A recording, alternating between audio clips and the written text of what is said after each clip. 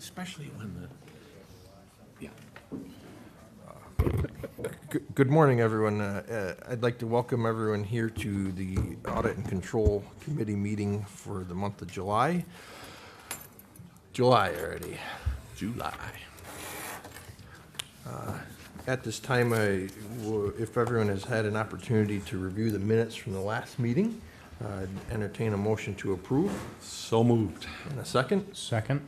All those in favor, please say aye. Aye. Opposed? It is carried. Next on the agenda today is privilege of the floor. Is anyone wishing to address the committee today? If so, please come up front and identify yourself.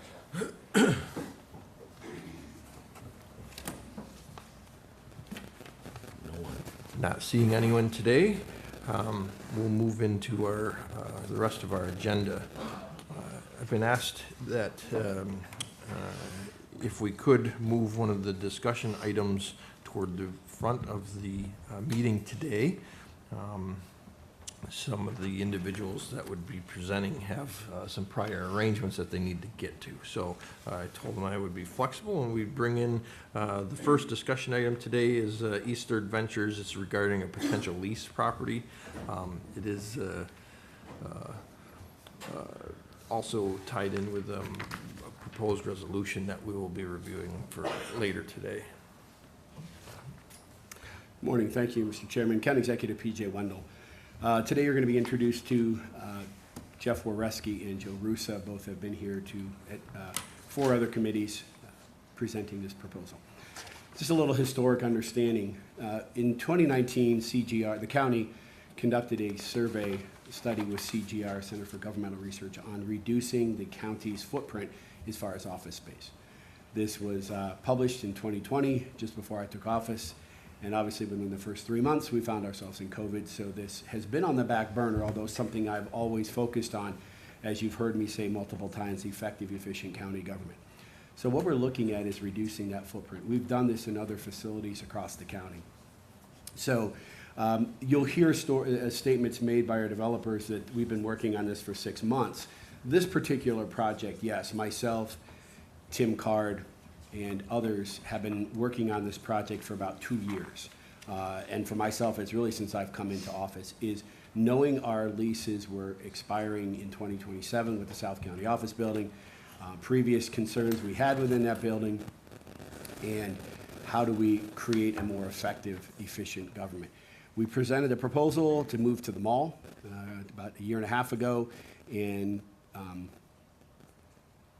although there was some support, all elected officials that represent the city of Jamestown, with the exception of maybe one, were very much in favor of keeping the South County office building or South County operations in the Jamestown core. So as a result of an exhaustive search with multiple developers, we have now come to the project you're going to see in front of you today. At the end of the day, this is about dollars and cents. This is about the economics of not only the city of Jamestown, but the county itself. Some of the numbers we're looking at, you'll see the cost per square foot is more than what we're currently paying. And as we begin this project, all total for those 3 properties that we are currently occupying in the city of Jamestown, it's roughly this year going to be between $1 and $1.1 million, maybe as high as 1.2, I'm not exactly sure. If we are to condense all of our properties, we're looking at about $100,000 to $200,000 increase by going to this facility, not over exactly as high as what had been considered. Again, for example, we have 333 West 6th Street, we have the DMV at the west end of 3rd Street, and now you have the South County office building. The goal is to bring all of those into a central campus. Can I? Yes. That 100 to 200 is for the year. Yes, yes, I'm sorry, yeah, an annual cost, yeah. I want. For clarity, certainly, yeah. Maybe 3-ish, but we're still working on those numbers. I don't believe it's going to be that high. There are certain factors that will could be discussed later, but some of the factors that are discussed would have to be in executive session. So going forward, this is an exhaustive plan. Questions were who's going to be moving first. One of the positions we have is to move our forward-facing teams from social services into this facility.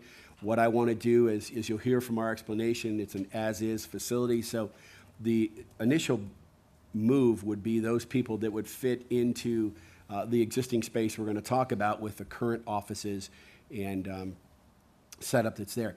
Reason being, there are some privacy concerns and other confidentialities that we have to focus on. So that's where we are. So this has been an ongoing project for me. Really, it's been since I came into office, knowing that there were concerns about the South County office building. But secondly, most importantly, as those contracts are ending and the opportunity is needed, we're looking at these facilities. So that's from the county's position, if you will.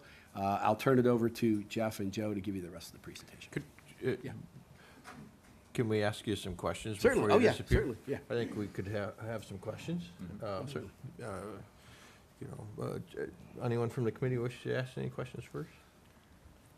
Well, I had kind of three questions. You've pretty much answered them. One was where we're at now, cost-wise, and where we're gonna be. Monday, I got a little caught up in it, and I was actually almost lost sleep Monday night. There was energy, and it's all good. I'm not being negative. It's just, we didn't get a whole lot of details, and I felt we voted on it, and how do you vote no? I mean, it looks great, it sounds great, but then I'm sitting there going, wait a minute, and you just answered $100,000 to $300,000 more than where we're currently at. Correct. I had a question about parking, and I don't know all the details on our parking now. Do we reimburse our employees for parking? And Yes. I'm not saying that's good or bad, I'm just asking that question. We do. So currently, as I'll explain, there are two adjacent lots that will reduce some of our parking needs at the ramp. Is that parking that we will be also paying for? Yes, that'll be part of the overall project, yeah. Okay. Not additionally, but that'll be part of the. Right, right, so the we're price. moving Right. Correct. parking from there Yep. to there. Build-out costs. As we said, we're looking at an as-is right now, so there isn't gonna be build-out But I assume down the road. down the road, but that's also, as I'm assuming, is part of this cost. That's correct. Correct, the square footage we're paying now, or we will be paying if this gets, So, if I may, as the county executive said, my name is Jeff Woreski, and I'm here with Joe Russo, teaming up to get this project off the ground to make this the county campus for the next 50 years. And fortunately, the space that was previously occupied by the call center, which is on the second floor,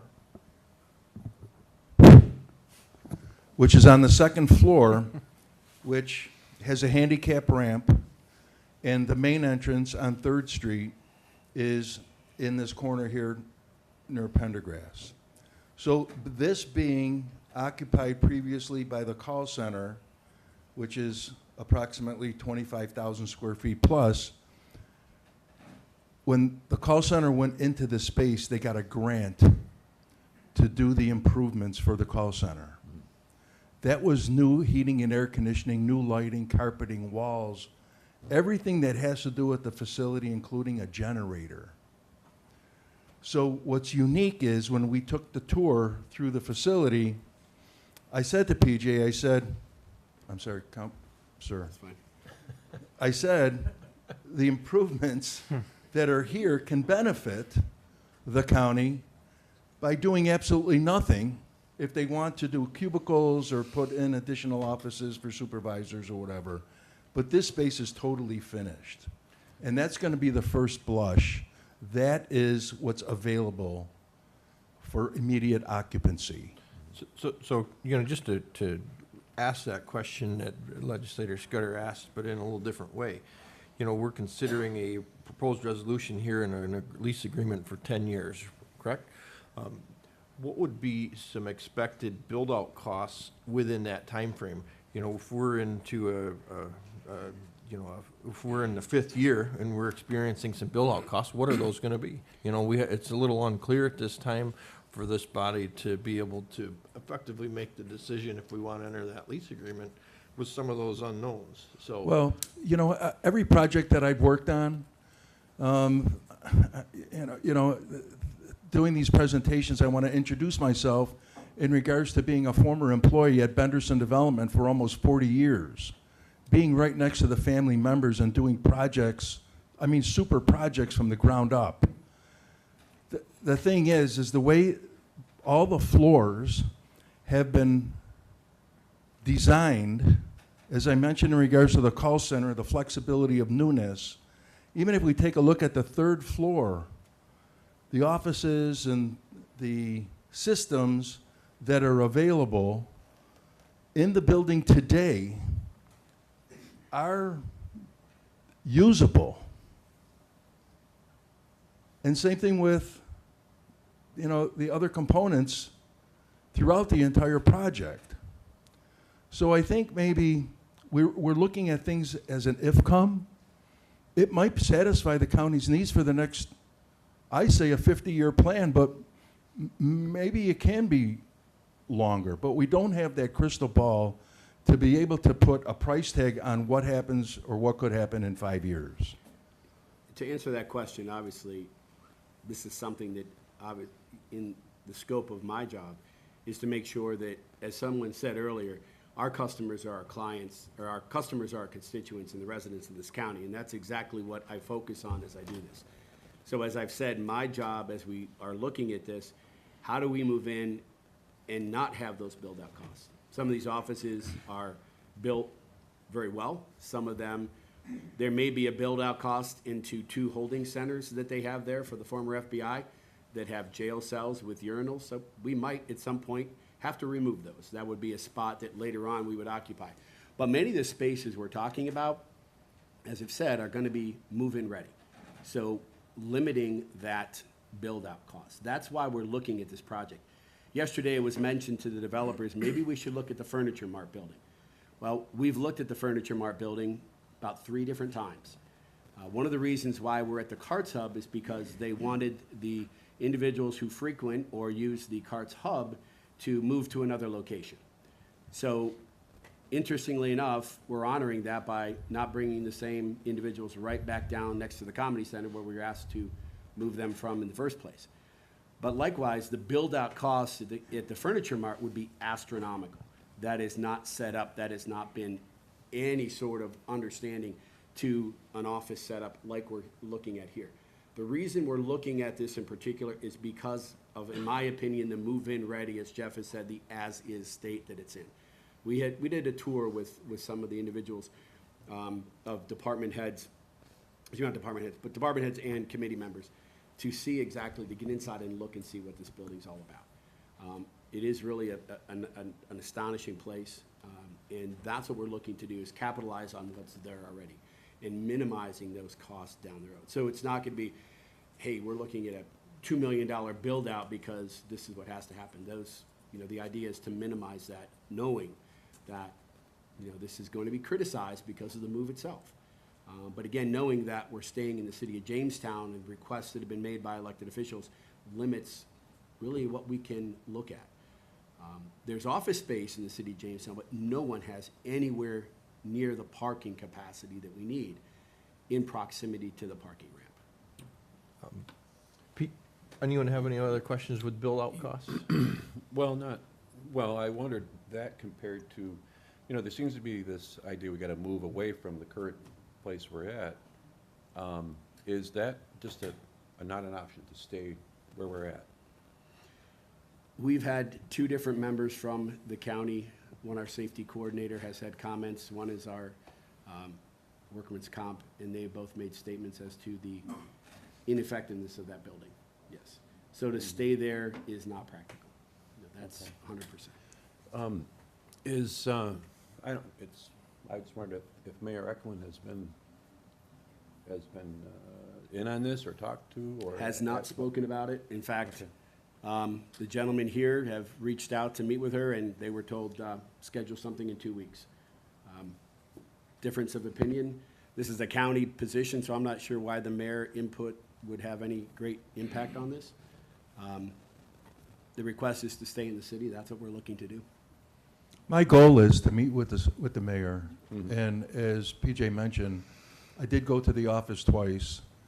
I was in the area and I did stop by. I don't expect anybody to, drop their hat and meet with me.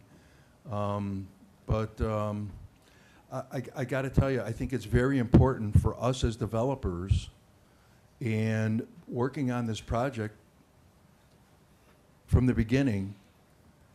I think will make a difference with meeting with her and meeting with other agencies, because once we get to a point to where everything gets to be on a more comfortable level by putting this project together, we're making a commitment to Jamestown. We want to be able to take that property based on the way it looks today and make it something that everyone's going to be proud of, including the mayor being across the street, and also the employees, and the clients, and us. We've already looked at other buildings surrounding this property to be able to make accommodations for other tenants, for parking. I did a study the other day in regards to if we can put together the campus the way we want to put together the campus. I'm looking at maybe getting up to 230 car parks by looking at other properties in the area. So it's important that I meet with the mayor and other agencies to make this a beautiful campus. One of the things to kind of expound on that is about a year and a half ago, maybe, correct, Tim? When we first started commencing the necessity of looking at properties, we organized a tour of the South County facilities and North County facilities. I think we had 3 legislators that took that tour. And that was designed in the summertime where we felt there was more flexibility for people to attend, so we could see the difference between our current landlord, the facility we're at here, and the other facilities we occupy. We toured the Dunkirk DMV, which is currently owned and landlorded by Mr. Russa. We also looked at Franklin Street. We looked at Lucas Street. The idea was for the legislators to be able to look at all of our properties and see the disparity between each one of them. Unfortunately, that wasn't taken advantage of as we began this process. So, our goal is to try to get everybody to work with us, but the county's been alone. We really haven't had anybody that's reached out. We haven't had anybody say, hey, we have this, we have that. Really, this has been kind of an on our own thing. So we've reached out, but no one's gotten back to say, other than we did meet sharp criticism from everybody, elected officials on both sides, when we wanted to move out of Jamestown. So. Well, I appreciate that you're trying to stay in Jamestown, and and maybe the thing to do is hear the presentation and keep an open mind to it. I do have a couple questions for you, PJ. I hadn't gotten to them yet. Sorry. Sorry, mister. Don't be running away. No. You're not out of the frying pan yet. That's fine. You're on simmer, though. So, in thinking of our customers as the county residents and taxpayers, it's a pretty good size cost increase. Could you further elaborate on the justification for the increase in the expected rent? Now, I know you've made some comments regarding some of that. I understand. I can think of some myself, but maybe I'm not thinking of them all. Could you elaborate a little more on the justification of using some more taxpayer dollars to, $200,000 to $300,000 is a pretty good sized amount. Now, I'm not saying that it can't be justified, but could you just elaborate on that a little more? Some of the things that we would have to elaborate on, we could have to go into executive session to elaborate Okay. on. They are of grave concern. I wouldn't be sitting here if this wasn't a concern to not only our employees, but those who come into that facility. The current facility as it sits has been added on over the years, and the space is very ineffective. In fact, at one time when I came into office, I realized we were occupying a large portion of a floor as just a storage room. Since then, we moved that equipment out. We used it for intake, and it's still not used effectively, but we are paying for that space. What this new facility would do is it gives us a little bit more open floor plan and allows us to increase efficiencies and give more flow, more exposure. For example, we had a department head who was there for 3 months who was never seen by employees. She was there every day, but because of the office, there was no flow. People don't work and move around as this would happen, as we would have it in this. So the efficiency and the effectiveness of how we do our job and conduct business, although it's less square footage, it's actually more effective and more usable than the current space we're in right now.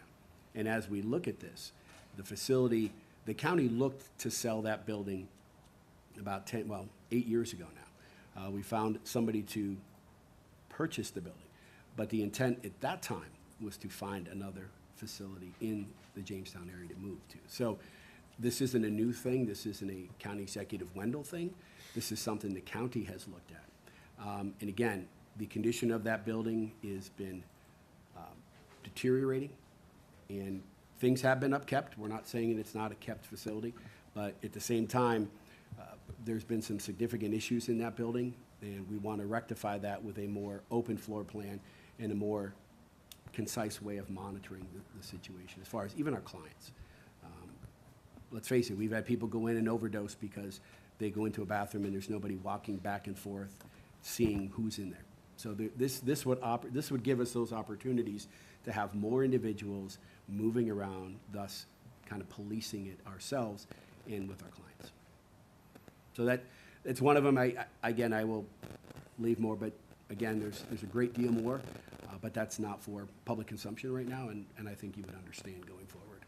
Okay. Maybe at some point we can entertain a time that we can get into executive session so we can further discuss some of those things that you're just detailing. But for now, in our public session, any other questions? I was gonna ask, and you've answered it pretty much. I was gonna use one word, but I found a bigger word to replace this word. It just seemed like, and because I wasn't in the mix, and I apologize for probably not being available for the tour. I was probably fertilizing the blueberries or something, but my second job, it just seemed like Monday I was feeling this urgency. I was gonna use the word, what's the hurry, but I'm gonna use urgency. How about that? Pretty good, huh? Big. But, and I understand, I'm not, again, I'll state, this looks fantastic to me. I'm familiar with the Dunkirk DMV and what they did over there, just made it so much better, and I appreciate that. You guys have done your homework, you're closer to this than we are, but it just seemed to kind of jump in my face Monday, so I'm going, wait a minute, why the urgency? I guess the position is, we have to move several hundred employees. Right. The contract will be expiring in November of 2027, Right. which isn't that far away when you're looking at moving that many people. And having a place and a transition that's smooth. When So- would this be available? Was that answered? If it was answered, I'm sorry, I didn't. Well, they can answer that a little bit more Okay. as far as availability. Okay. And then we would have to understand that going forward, because there are obligations with our current contract. Yep. There are things that we have to fulfill. But you're also talking, as Tim could tell you and Josh, you can't move that many people, between 100 and 300 people Right. in a week. So we have to make sure that as we begin this process is the transition from the current building to the new building. I just want to have clarification for everybody, and not to get on a soapbox. I take this job very seriously. I live this job 24/7, and I've sat in your seat before. So when I think about these moves, I think about all these things. What's the financial impact? What are the critics going to say? We're going to have supporters, but we're also going to have critics. How do we deal with the critics? How do we deal with justification, as the chairman has asked? Those are all things that have been in the process. And again, this is one of multiple projects, if you will, we have going on at the county. So it's not a matter of exclusion of the legislature. It's just a matter of, trusting in my judgment and the ability of our team here at the county that we're going to take all of those things into consideration as we look at this move. what's the cost impact? What's the effect? And then we looked at the move to the mall, which would be an incredibly efficient facility, but we talked about limiting the accessibility for our clients. This moves them a block away and right across the street from the CHQ Transit Hub. So we're increasing accessibility, if you will, for those who may not be able to walk that far. So all those things are considered. And I understand what you're saying, Bob, that it seems an urgency. It's just that this plan, and because of where things are, there's a lot of moving parts. Not only with this, but there's a lot going on around the situation.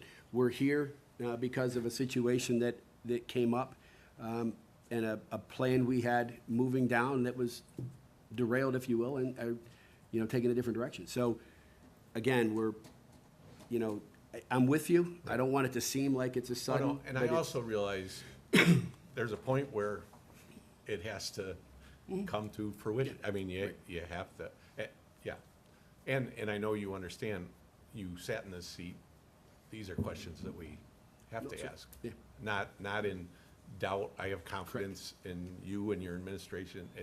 And I like this, but it's just, Understand. when I can't sleep at night. I hear you. Now, hopefully tonight I can sleep, so. I hope so. I hope so. Mr. Nelson? Yeah, and I would say, no one doubts your efforts in the 24/7 that you put into the job. I would never question that, and but I'm wondering, isn't Infinity and Strider's in that building now, and what would happen to them? They're gonna talk about that. They're going to talk They're about gonna talk that. about that. But Okay, they well, could, then- yeah, Jeff and Joe could tell you that was one of the things, obviously, being close to both of those is something they Okay. said we're not going to, there's an existing contract they'll be talking about. So we've kind of rolled into discussing the resolution a little, but I know I understand that you need to get out of here at some point too. So I know we've muddied the water, but as we've already been into that discussion, is there anything that, I know the Public Facilities Director and anything that you wish to add to the conversation, Tim, as far as buildings and that, and you looking at them and also in dealing with contracts over the time, and I'm sure that you spent time within this contract. Anything that you'd like to add to the discussion as we're discussing it? And Josh, if you wish to, you're both here. No, I think, as PJ has said, I've been here going on 4 years in September, and this project was started when I came. And I think PJ has done a great job at looking at every building in the city that we can possibly think of for this situation, You get another call from PJ, And- not another building to look at? Well, yeah, and I respect that because we have to, it's a long-term decision, for the county. And we thought we had it nailed down with the last situation, but like you said, something happened that was out of our control. So now we have to pivot and move forward and look at the next situation and see if that's gonna fit our needs and our operation. So you feel it's a good long-term plan for the county to entertain this decision? Yes. Josh, any input that you Yeah. as you see as building, I'm sure you've walked through the building, so. Yeah, I'd like to add a little bit too. It's been very fluid all along. There's continuous movement with everything.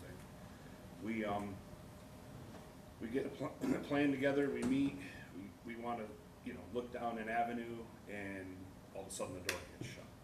Or we're meeting and we've got a great idea and the discussions turn into, oh, what about this? And then we kind of steer toward a different way. And like Tim said, this has been going on, since his arrival here in the position that he's in.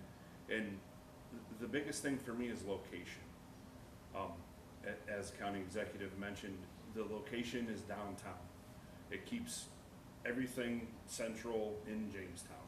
And this isn't far off from what we did in the North County. We got out of the North County office building, and the county executive liked the fact that we're trying to make one-stop shops essentially. So that's kind of what, in early stages of the mall, when they came and presented, that was one of the reasons for that avenue was we could put everything there, right? As much stuff there as possibly we could. Then you're not going to the DMV and then you got to drive 4 blocks over to go to the social services or what have you. So this allows everybody to, forward-facing county employees to take care of the people, the city of Jamestown, and the taxpayers of the county with a one-stop shop. So again, cost a little bit more, yeah. So you're looking at new office space, which is gonna lead, I would say, to employee retention. You're gonna have happier employees, better space, you know, nicer facilities for them to go to. We also found with that move in the North County that the nicer the space, the more respected it is.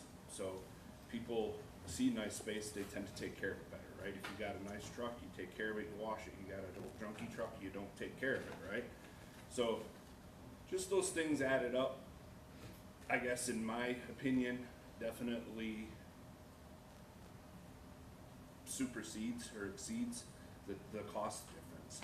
Sure, it's a little bit more money, but you're keeping everyone downtown. You're taking everyone from traveling all over the place, you're putting them in one location. The Carts Hub's right across the street, so anybody that may have transportation issues or different reasons for not being able to get somewhere for an appointment, it's literally kitty corner across the street. So it all adds up in my head. It works out right. It's beneficial for not only the taxpayers of our county, but for also the employees. Just to add to that, there's a couple of things you have to ask yourself. Have we heard any concerns about the DMV since we've, in Dunkirk, as compared to the concerns we've had with our current facilities and the situation we have in Jamestown? I think that's one thing to consider. The other thing that's always been, and there's two things that have been happening. One, when we opened the facility in Franklin Street and we went to a consolidated building, if you will, I had an employee come out to me and say, I've worked for the county for 24 years.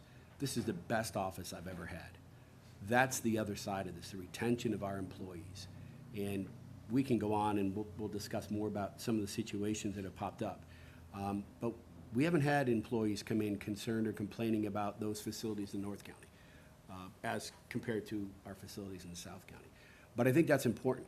Critics are going to complain about that and talk, but I think that's really important is we're actually focusing.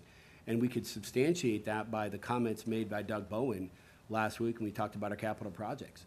Many of the projects we're looking at are deferred maintenance because much like anything else, we defer the maintenance of our buildings to make sure we're able to provide the services as a cost-effective measure. People have gone by, if you look at the HRC, somebody said to me, what have you done to it? We cleaned it. We pressure washed it. We maintained the facility. But in this building, we haven't been able to do that. In essence, this building's footprint hasn't changed since it was built nearly 60 years ago. So as we look at this, these are long-term things we're looking at that, one, we're looking at retention, recruitment, and more, as Josh had said it, we had a department head said, if you build it nice, they're going to destroy it. To the contrary, we built a phenomenal facility in the North County, in Franklin Street and Lucas Street, and the clientele have done nothing but respect that facility and been very appreciative of the climate that you walk into. Not temperature, that has been a factor, but we're looking at just the overall feel, the comfort of walking in there and what we have. So that's what we're trying to emulate, obviously with taxpayer dollars in the forefront. How do we provide those services while still minimizing the cost and impact to our taxpayers? I want to thank you guys for giving your input. It's valuable. It's valuable, and we respect your opinions. Except for Josh talking about my junky truck. Got to get new tires, Bob. There's no specifications made about anyone's truck in particular. For the record. I will say one other question that stemmed from it is, you know, throughout my time on the legislature, we've given some discretion for some of the department heads to seek out and find their own spaces. Now, you know, that is being asked that everybody come to this location. Do the department heads seem to be on board with that, and you know, is this something that they seem to be excited about? 100%. In the initial walkthrough, we had some of the initial department heads that are going to be moving in, social services, not mental hygiene, social services, probation. The DMV, the clerk was there looking at facilities. So yeah, they were on. They're excited about it. Again, it's a facility that is going to meet the needs of that efficient effectiveness. You know, a couple of years ago, we had the Office of the Aging and Veteran Services sharing some space, and there are some differences of opinions, and we've changed that. So, you know, we've encountered situations throughout time too. So hopefully, you know, that we can eliminate some of those things down the road as well. And I hope that, you know, this, in consideration of this project and this move, you know, I too wish to be a part of a decision that is a 50-year good idea. Or, you know, why did, as I'm look, you know, as my children or others' children are looking back at this and say, why did they do this 50 years ago, right? So, you know, it's important that we really devolve this, ask a lot of questions, you know, make sure it's the right thing for the county. And as Bob says, what's the urgency? You know, why are we pushing, you know, why are we looking at this as we are? And, you know, I've always tried as a legislator to try to look at these facilities and visit them, not only just to see the building, but the operation and what they're doing. So, you know, I have laid eyes on some of our facilities over time, and I, you know, agreed this is a nice building. I've been in this building before. I haven't been in all of it.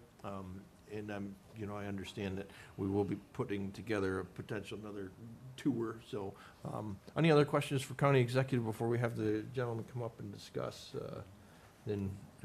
So, thank you for, and more questions may arise, but gentlemen, I want you.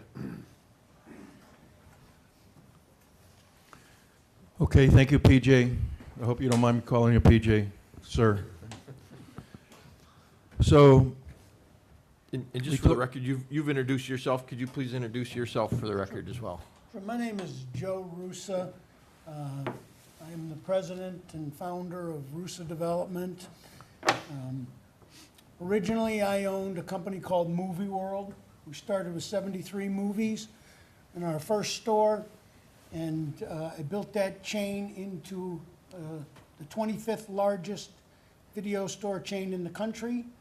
And in 1996, we were bought out by Viacom, the parent company to Blockbuster. And shortly thereafter, we did a deal with the DMV in 2012. They were looking for space. The building we had in Dunkirk was converted from retail into the building that it is today. It houses Lawley Insurance and the DMV. We'd like to think that we have provided terrific services for the county because we believe that our tenants are our customers. Many of you have heard that. But what I think brings value to the table is that I've been on the other side. I was the tenant. I was the tenant in 18 different locations in 3 different states. I've dealt with developers and attorneys for 40 years. So when it's my turn now to be a landlord, I am very cognizant of tenant needs and anticipating that, look, their business cannot be interrupted. And I'd like to give you an example of that. It's Thanksgiving Day. Tractor Supply closes early on Thanksgiving Day. They call it, we did a deal with Tractor Supply in Springville, New York. Okay, they are our tenant. We get a call from their people saying, hey, listen, we're concerned about the snow load on the roof. They're creaking and cracking all over the place. Middle of our Thanksgiving dinner, we put our forks down and we went to Springville. We gathered up about 10 of us in the family, because we're a family business, and we were on the roof shoveling snow on Thanksgiving night so that Tractor Supply could be open on Friday, Black Friday. So this is our commitment to our tenants.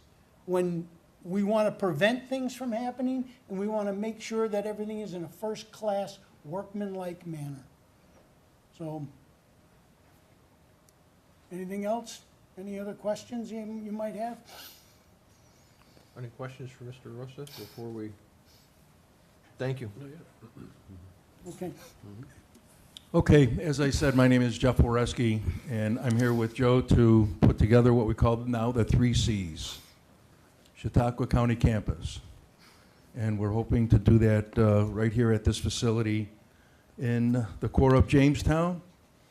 But before I begin with the presentation, I'd like to say a couple of things in regards to cost savings as well as efficiencies.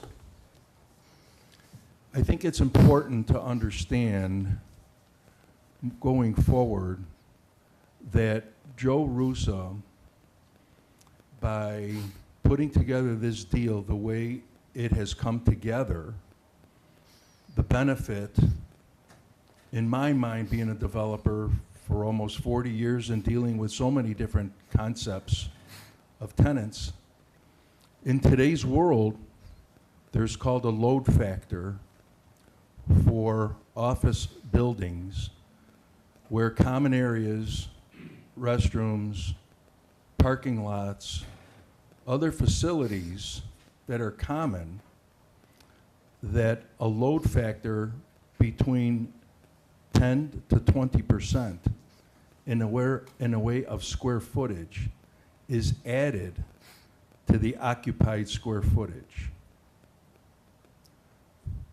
So if you were to take 54,000 square feet and multiply that times 20%, that would be the square footage that the rent would be calculated on. When we look at that calculation, it's astronomical. I said to Joe, I said, this is common practice, you should do it. He said, I'm not going to do it. That means the dollar amount gets minimized. We take care of all the common areas on the exterior, on the interior, and that's a factor of cost. So I think that's really important in this conversation. The next thing is the county executive mentioned a number of times the word efficiency, or trying to get more efficient. The big picture is put a price tag on that. That's another huge dollar amount. When you have management, when you have facilities, when you have all those sort of costs under efficiencies. So I think that's really important to put through when we talk about the dollar amounts that are over and above what is being charged today. Another thing, when I take a look at what's being charged today, that deal was put together, according to my understanding, 10 years ago. What are the costs of gas? What are the costs of insurance? What's the cost of labor today? Those are the kind of things that a lot of people don't really realize and say, well, why can't you do this and do that in regards to minimizing your cost?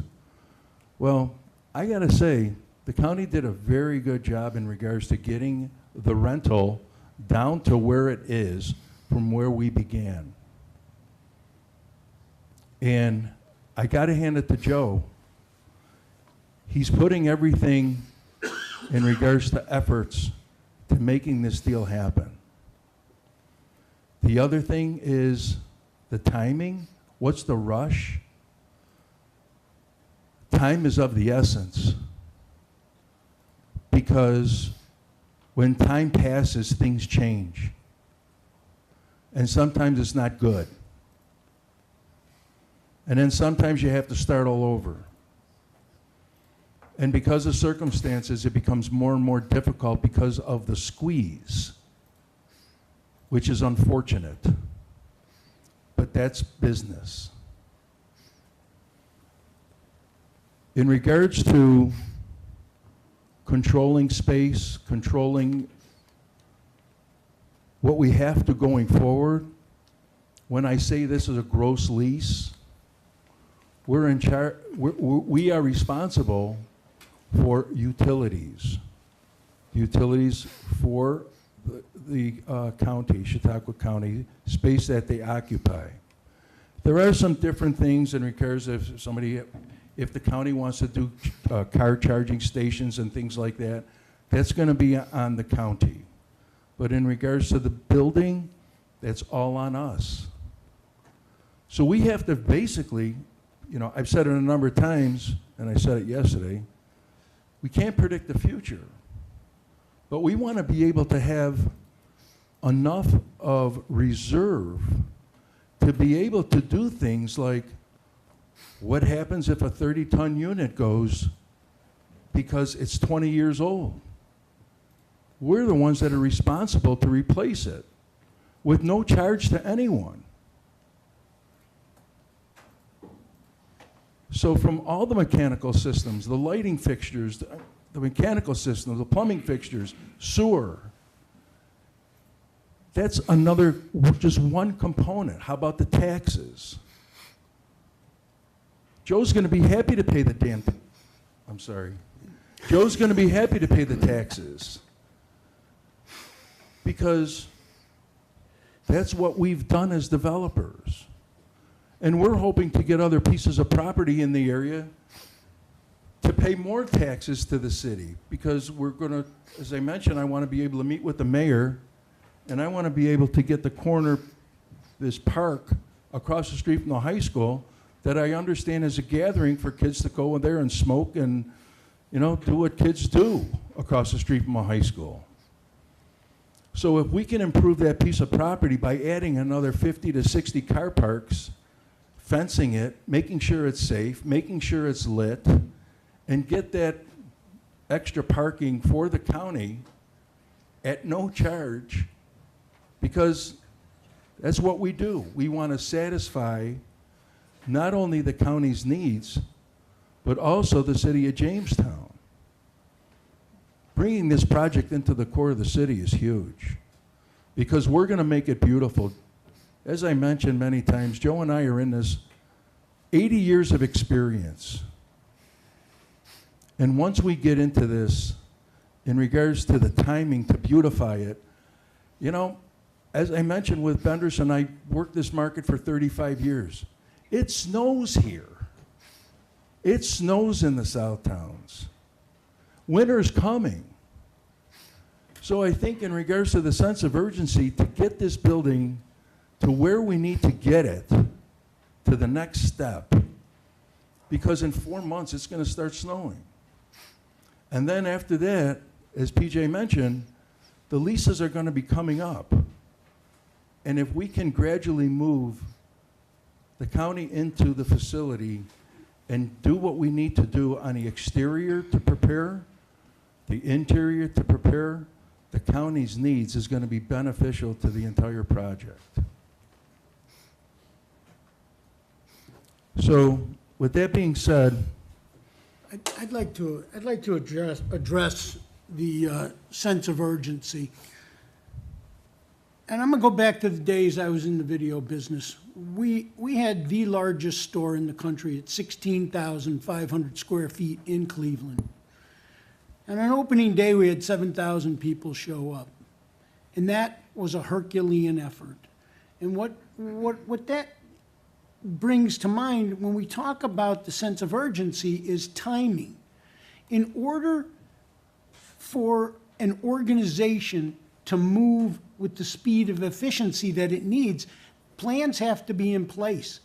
The lease deadlines for the county it's the end of October of 2027. You're about a year and a couple of months away. There's a lot of things that need to be done in that time frame to make this happen. So that, to me, is a very important component. Dealing with the time is of the essence. so with that being said, there's another component, because with the county leases, the existing county leases, not expiring until the end of October of '27, we want to close on the building tomorrow.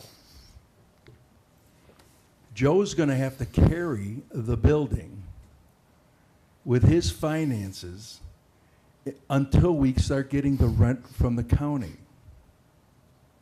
So that's a big expenditure on Joe's part to be able to do this preparation plus carry the building. It's just not free. That time frame, you have taxes, you have maintenance, you have all sorts of things. So I think that's another thing in regards to, on the development side, that is something positive that Joe's willing to do in the spirit of making this deal with the county, and yes, for 10 years and beyond. So with that being said, the building consists of about 85,000 square feet. And it's positioned right across the street from City Hall. And across the street on East 3rd Street, there are 2 parking lots that come with the building when we purchase it. There's approximately 40 cars in one, 40 cars in the other. That's 80 parking spaces. When I went to do a count and take a look at the conditions of the city-owned parking lot that is at East 4th Street in Pendergrass, I counted maybe about 50 cars, but it's not paved. So that's another reason why I want to get together with the city to see if we can maybe do some type of an agreement to where we can pick that up for additional parking for the facility, improve the parking, and pay taxes on that property. And same thing with the park, as I mentioned. I don't know if there's taxes being paid on it now. It's my understanding that the school, the education department has control over it. We'll beautify it, we'll make it look beautiful, we'll make sure it's safe, and we'll do an extra 50 cars at that location as well. Those are the conversations I'd like to have with the mayor. Can I have a question about the parking? You know, would you intend to ever charge a fee for parking or a lot fee or anything down the road? You know, I thought about it. I don't think Joe will. Right. Because, again, in regards to the building and what it represents for the county, and I think as the county expands into the building with different agencies over time, I think will benefit the county and benefit us by the expansion rights that the county will have to expand in the vacancies as they come up. Just as a, I'd like to address that as Sure. well. I have no intention of charging for parking. Parking fees are an economic barrier for people. You gotta find a place to park, you gotta worry about a parking meter, you gotta plan everything out. That just adds extra stress to everybody. So, no, I would not charge parking fees. okay. You know, it's something that we consider, you know, I know when you are planning things or when you're, just use the airport, for example, you can incur some pretty substantial parking fees if you're leaving a vehicle around. You know, you can incur some parking if you're attending some sort of event and you're utilizing a paid lot at different gatherings.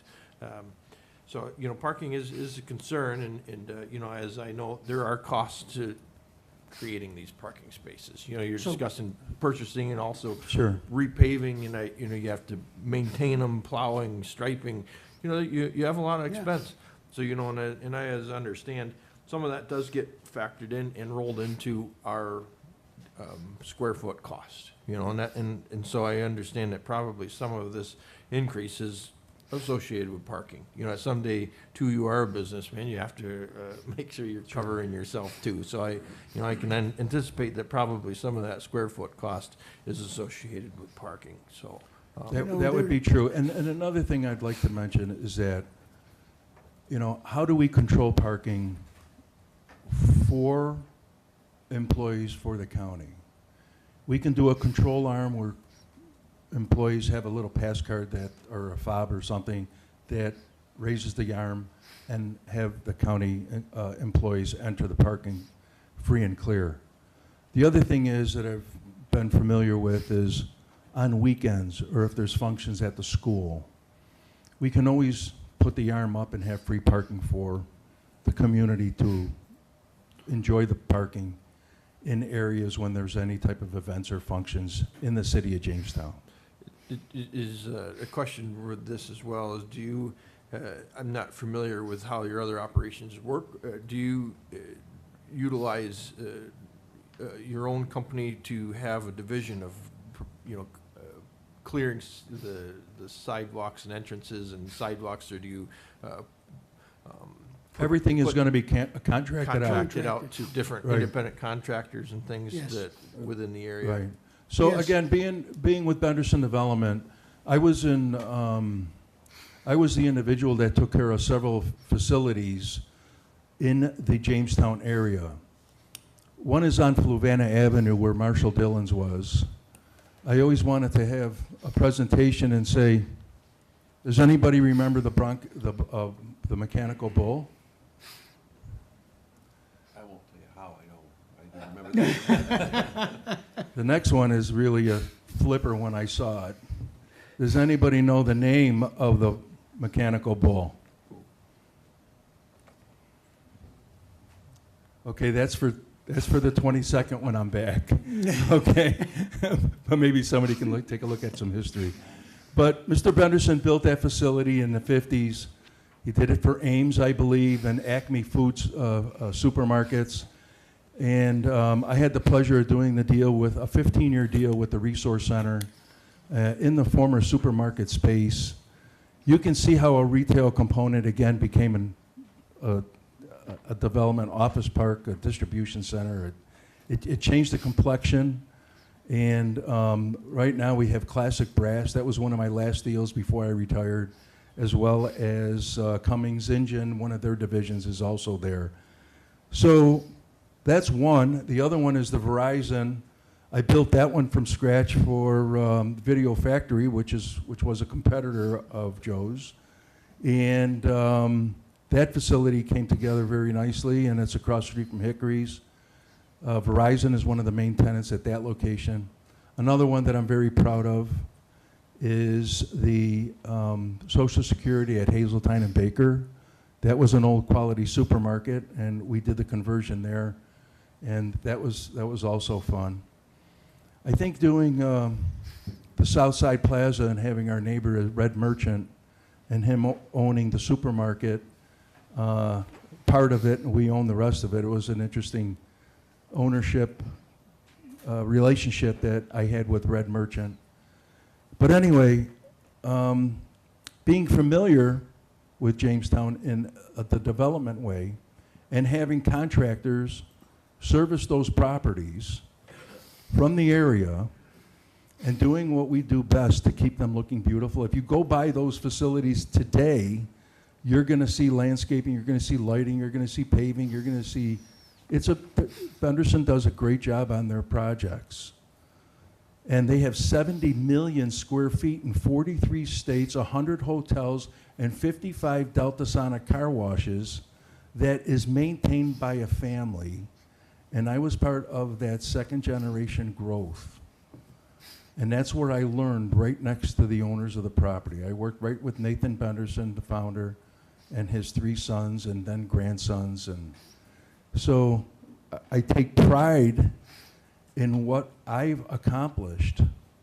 And now to bring that with Joe, after retiring a year and a half ago, and wanting to go fishing, but he basically rescued me, as he puts it. So he says, do you know, everybody know the SPCA? You want me to tell go that? there. Go ahead. You know, we were having fun here with some conversation. I think this is warranted.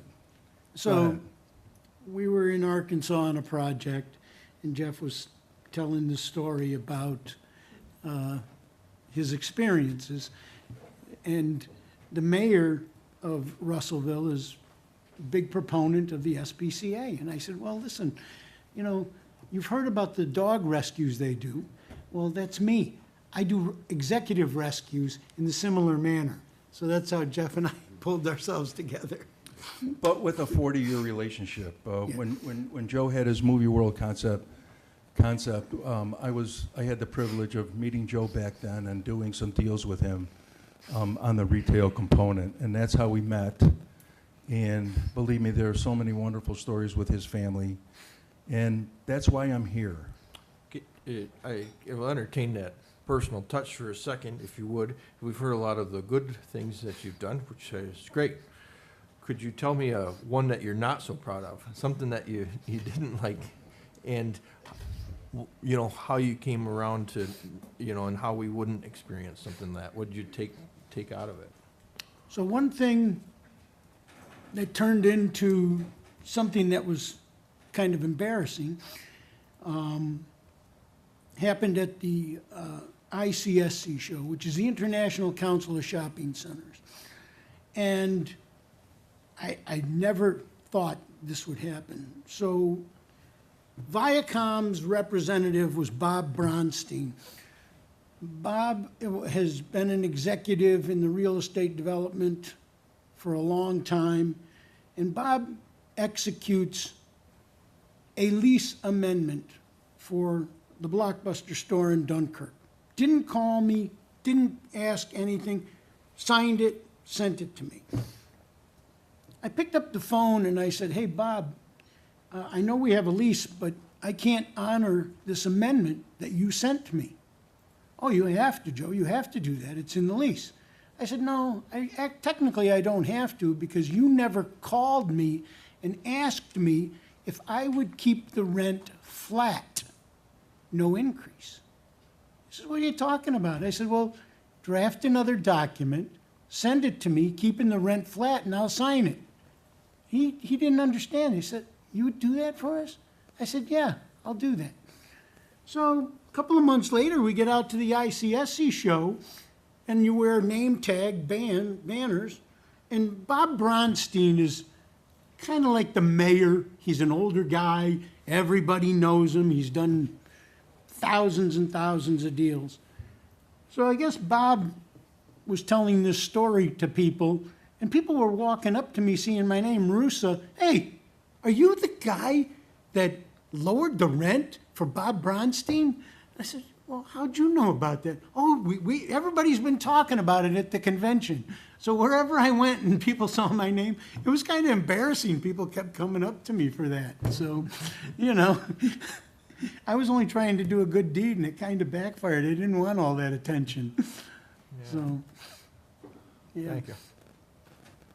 Yeah. Carry on.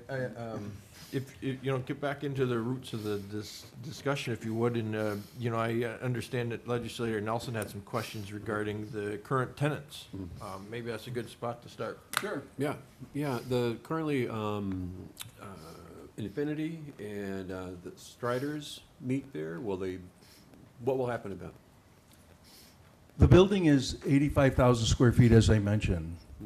They're on the first floor of the facility, and they occupy, Striders occupies about 6,000 square feet, Infinity occupies about 14,000 square feet. They have a separate entrance. The emergency exits and for those two tenants are already planned out on that first floor. So they can stay. Those leases are in place, and they don't expire for a period of time. So at this point, we have not had conversations with any of the tenants because we're under contract obligations and we're not able to do those sort of things. So we don't know if Striders wants more space just because of the type of operation that they have there in regards to educational systems for the community youth, if you will. So those sort of things are going to be handled in the very, very near future. Same thing with Infinity. We don't know if they have too much space. We don't even know if they really want to be part of the facility. And I say that because their position might be wrong. They might not like what's happening with the county coming in because of a number of reasons. So those are the sort of things that we're going to have to figure out. But they are under lease, and we respect that. Some of the other tenants within the facility, they have 30-day cancellations, or they're there just month to month. And again, being in business, depending on the business, some people chose to stay month to month. Some tenants in the building are 60-day notice. Some of them have 90-day notice. Some of them have relocation rights. And the key is, being a developer, And the reason why we're looking at other facilities in the near area is to accommodate possibly some of those changes. And those changes are going to be put together by conversation and time as the county might need the additional space. We're hoping that the entire 85,000 square feet goes to the county. That's what Joe and I are hoping for. However everything else plays out, that's going to be, again, something that we're going to have to work through in the future. Okay, so you're saying they probably won't stay long-term. You'll honor the current lease that they have, but they might have to leave. We don't At know some that. point. We don't know that because if the county is satisfied Okay, with taking the 65,000 square feet, then if there's a possibility of working something out with Striders and Infinity, then we'll move forward with making decisions in that regard. okay. They may come to us and say, I understand our lease runs for X number of time. What can we do to exit our lease?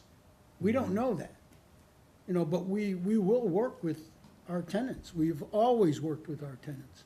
I mean, as a company, we do business with S&P 500 companies in 7 different states. From Starbucks to Aldi's to Tractor Supply to Walmart, Verizon, T-Mobile, the VA. You know, the VA, there's another story. It's Friday night and we're in the middle of a snowstorm and their broker, Rob Schechter, calls me and says, hey, Joe, I know it's Friday night, but can you get to the Springville Shopping Center that you own and measure the space for us? Because they need a decision. They're having an emergency meeting on Saturday. We need this information. So, again, we ran right up there at 6:30, and by 11 o'clock, we had diagrams and square footage and everything for them to make a decision. And that is what clinched the deal with the VA. And they do monthly inspections of every facility. They send people out. We ranked number 1 for the last 4 months. Are you going to be purchasing this building either way, or is it contingent on the decision of our proposed resolution 17? We're planning on purchasing the building. Okay. We have a commitment to Jamestown. We want to bring downtown Jamestown back. You know, there's 2 things going on in life. In your personal life, in your business, in your city, your county, in your state. There's 2 things that are happening. You are either spiraling up or you're spiraling down. And this is a self-assessment that every organization needs to look at. You have to ask yourselves the hard questions. Are we, as a company, spiraling up or spiraling down? The county has to ask that question of itself. As a county, are we spiraling up or spiraling down? Because stagnation is actually spiraling down. Every day, we must get better. And that's our objective. You know, I met with a couple of individuals. I met with a couple of individuals doing this transaction, and them being a very particular part of this community. And they said to me, Jeff, Jamestown has changed. In the last 7 years, it's changed. We love Jamestown. We love the area. We love bringing our children up in Jamestown, but it has changed. I think all of us realize that if you take a drive around. In particular, this building has been neglected. It's across the street from City Hall. It needs help. We're here to make that happen with the county. not only for the one building, but for the area, in order to accommodate and purchase other buildings with other tenants. Maybe not even within the building, the 310 building itself, maybe newcomers into the Jamestown area. Fred Larson talked to me about the Furniture Mart building. He told me that when his day as an attorney, he wanted to be able to work the county, he can take any offices there, as PJ explained. He said it's 9 floors. He said the Gebby Foundation's involved in it, and I said, you know what, I want to meet with the Gebby Foundation as well. Because before the skating rink went up, I had some knowledge about the Gebby Foundation, and I thought they were a substantial, wonderful organization, foundation that Jamestown is lucky to have.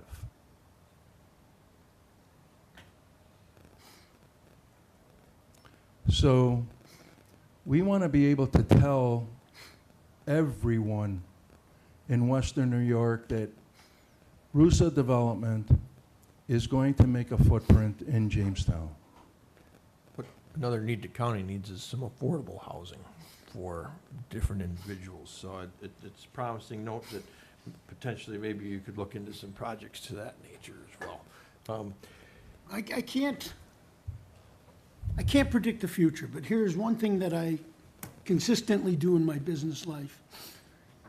And that is, where are we today?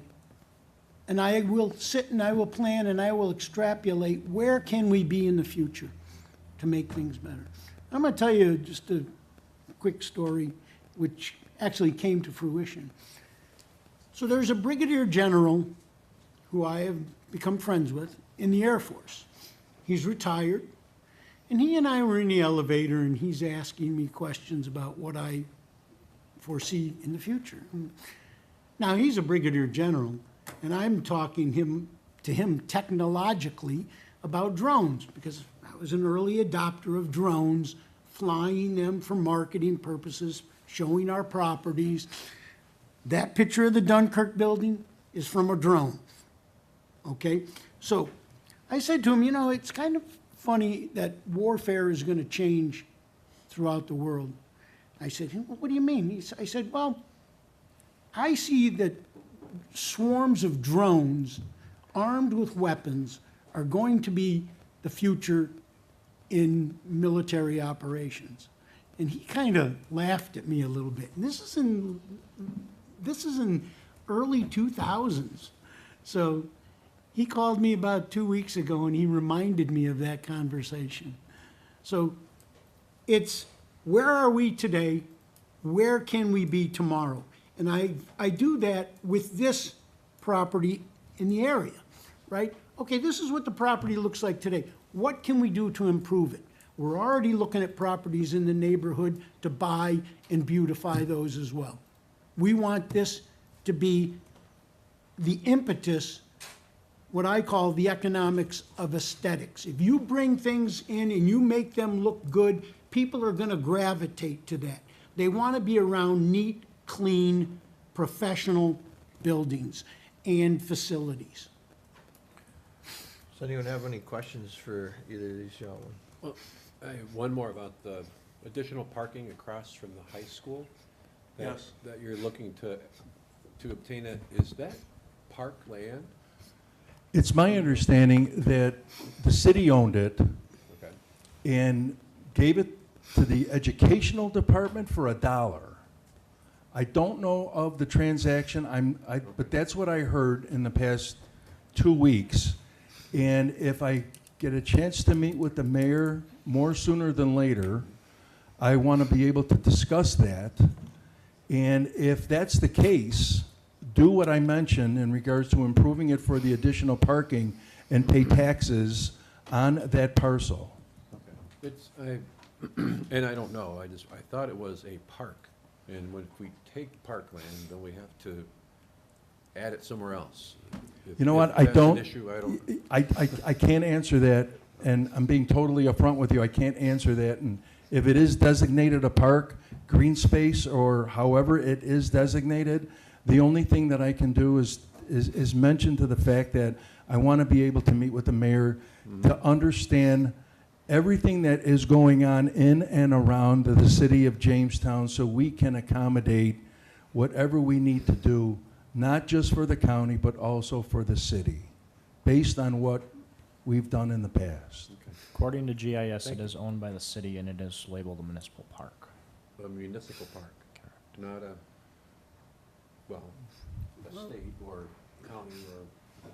I think, It's to states, county, but I'm not sure about. So, yeah, no, it just, okay. I appreciate, that you want to meet with the mayor and, yeah, work those things out, so. Well, I got to tell you, we've got a lot of work to do. Like I said, I want to meet with the different agencies, not only the mayor, I want to meet with the different agencies. I'd like to meet with the Gebby Foundation. I would like to meet with, some other individuals that are really part of this community, so we can become part of it. I'm an hour away. And getting back to the contractors, as I mentioned in regards to being with Benderson and managing those properties, with them having property in 43 states, we still manage to make them as beautiful as they possibly can through contractors, local contractors, snow plowing contractors, improvement contractors, mechanical contractors, all within the city of Jamestown and beyond. So we're used to doing those sort of things, and we want to be able to get the campus comfortable with everyone, not only employees, but also anybody that comes into the area that does a visit. Now, with the 2 lots that are on the map for the existing parking that's included with the building, that's the 2 lots that have the 80 spots, correct? That's correct. Because the spot that's above that says the proposed additional is owned by the city. That's correct. Do you I know? say proposed, Correct, okay? And same thing with the green area, it's proposed. correct. We want to be able to meet with. So when I did the calculation for the 230 car parks, that 100 is included in that 230.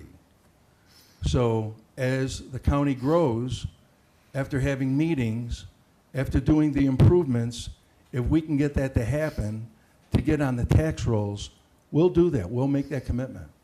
Okay. This is more of a county inside question, I guess, but I asked it the other day. Do we know what we pay reimbursement-wise to our county employees to park in the parking ramp? Do we know how much we reimburse the employees, what the cost is for parking in City of We can Jamestown? get that figure, but it is a requirement of our collective bargaining agreement. Is it going to equate to a $100,000 to $300,000 difference to the rental?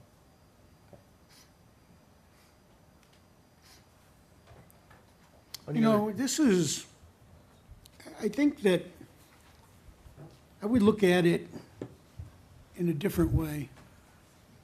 That, yes, it's an additional expense, but the county is investing in the city of Jamestown. That's what this is.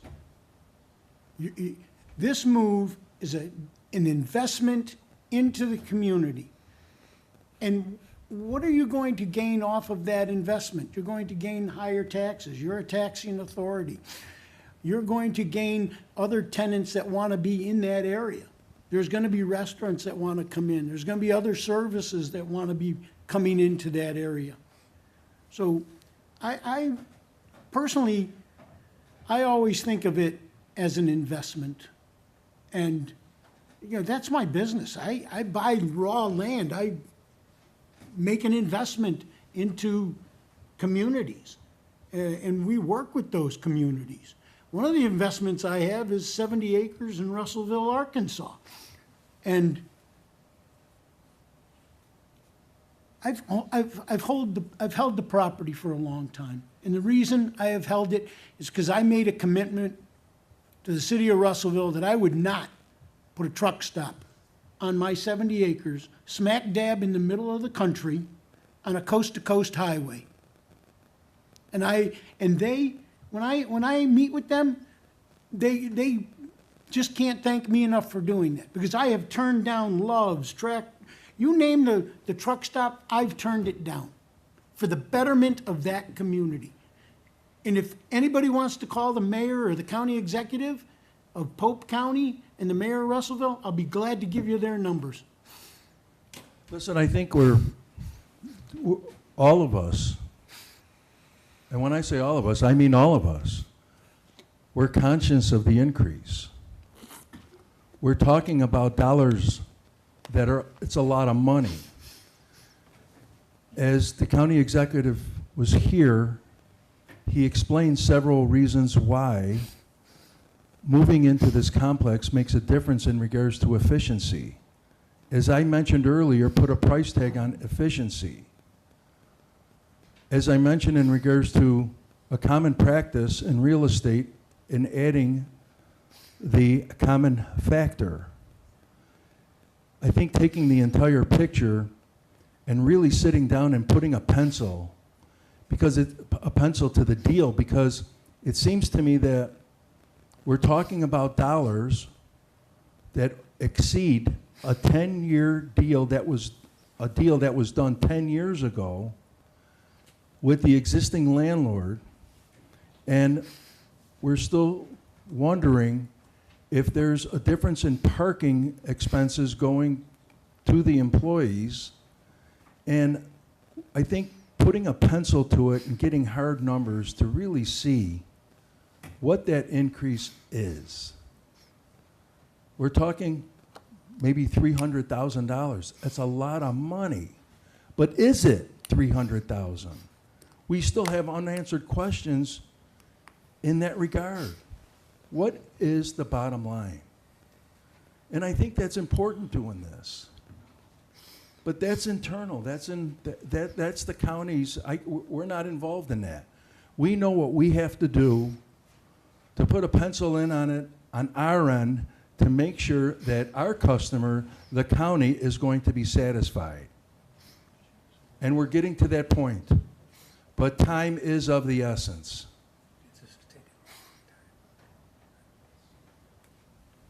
Any other questions or comments regarding the discussion?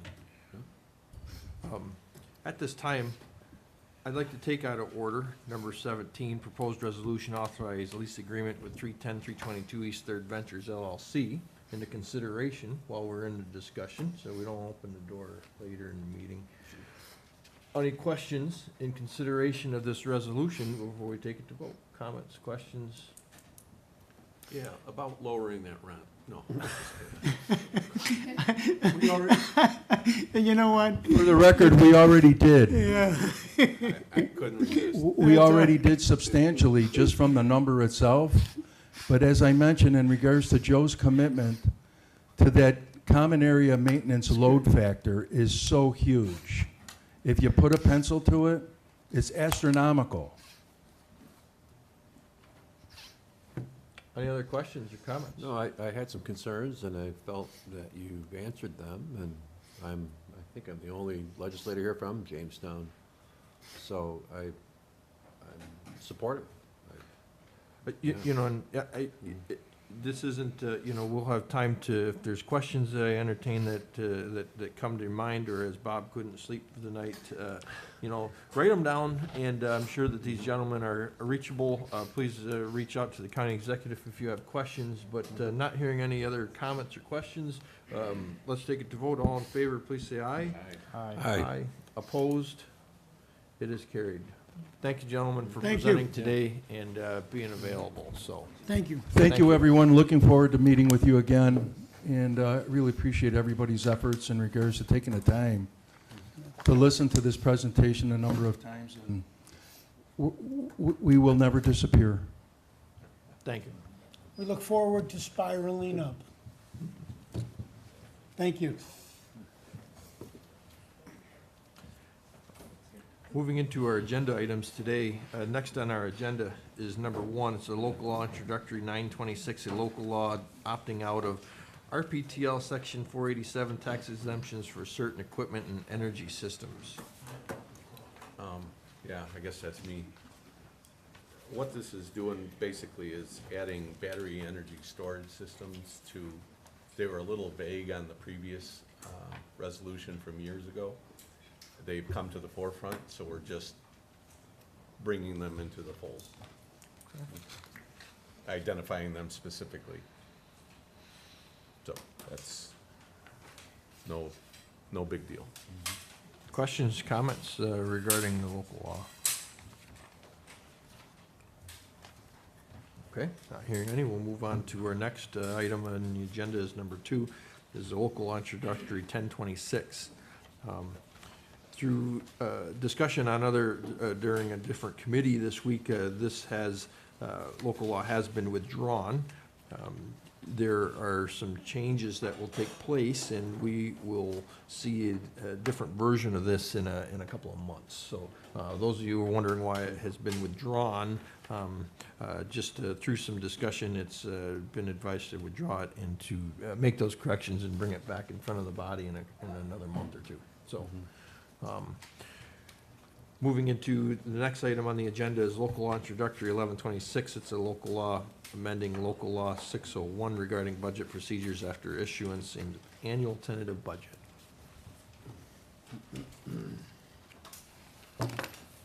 Good morning, Kitty Lyons, Director of Finance. I was also a member of our Charter and Admin Code Review Commission.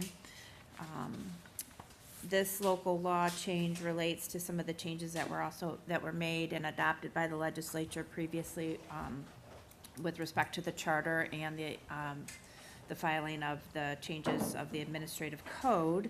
So in those other 2 documents, previously there had been kind of different budget procedures laid out in the various documents, and so there wasn't really or anytime a change was made with, say, in the admin code, then you would have to amend the local law or change the charter to make sure it was always consistent across the 3 documents. But as you may recall, when you adopted the charter and then reviewed the admin code, there's now a reference to this local law regarding procedures, budget procedures after the tentative budget is filed, so that we have one place where those procedures are outlined, and that's in this local law. And again, these are the procedures that happen after the tentative budget is filed. So it mostly addresses kind of the process you go through with respect to the budget hearings and adopting, ultimately adopting the budget, and then some few items, and then levying of the taxes. So just to kind of walk you through a couple of the changes that were reviewed and recommended by the commission. So in section 2, the first change there relates to kind of current practices of the legislature, where the Audit and Control Committee sits in on the other committees throughout the budget hearing week, rather than having just their own meeting at the end of the week. So that language is added that, the Audit and Control Committee may participate in the other standing committees. So it should be pretty straightforward. The next page, just kind of defining our previous language, and the reference to program administrator was also updated in the other 2 documents I mentioned, and we've replaced that with department head throughout, so it's consistent. And then it also defines what department head means. With respect to the budget, it's just any of those departments that are included in the budget itself.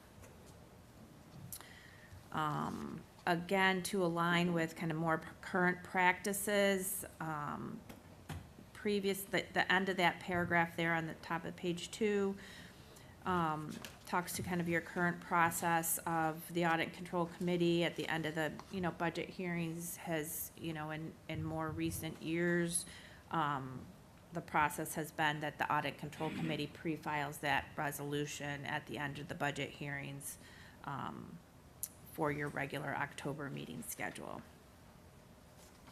Does that make any questions on that? This is kind of updating to current practices. No, that's fine. Okay. One question I would have that, while we're in this section, is, I'm kind of reading this local law is what it is, and it's regarding budget procedures after issuance of an annual tentative budget. But in some of the intent in that, I just want to make sure it's in line with the legislative rules of order, in sense of our procedures or what we do in sense of creating the tentative budget initially. Should any of that language transfer into this section, Mr. Chairman, if you will? So this body wishes to take a more initial role in the sense of meetings with the county executive in developing the initial proposed budget that we review later in the fall. Should any of that? That is in the other documents.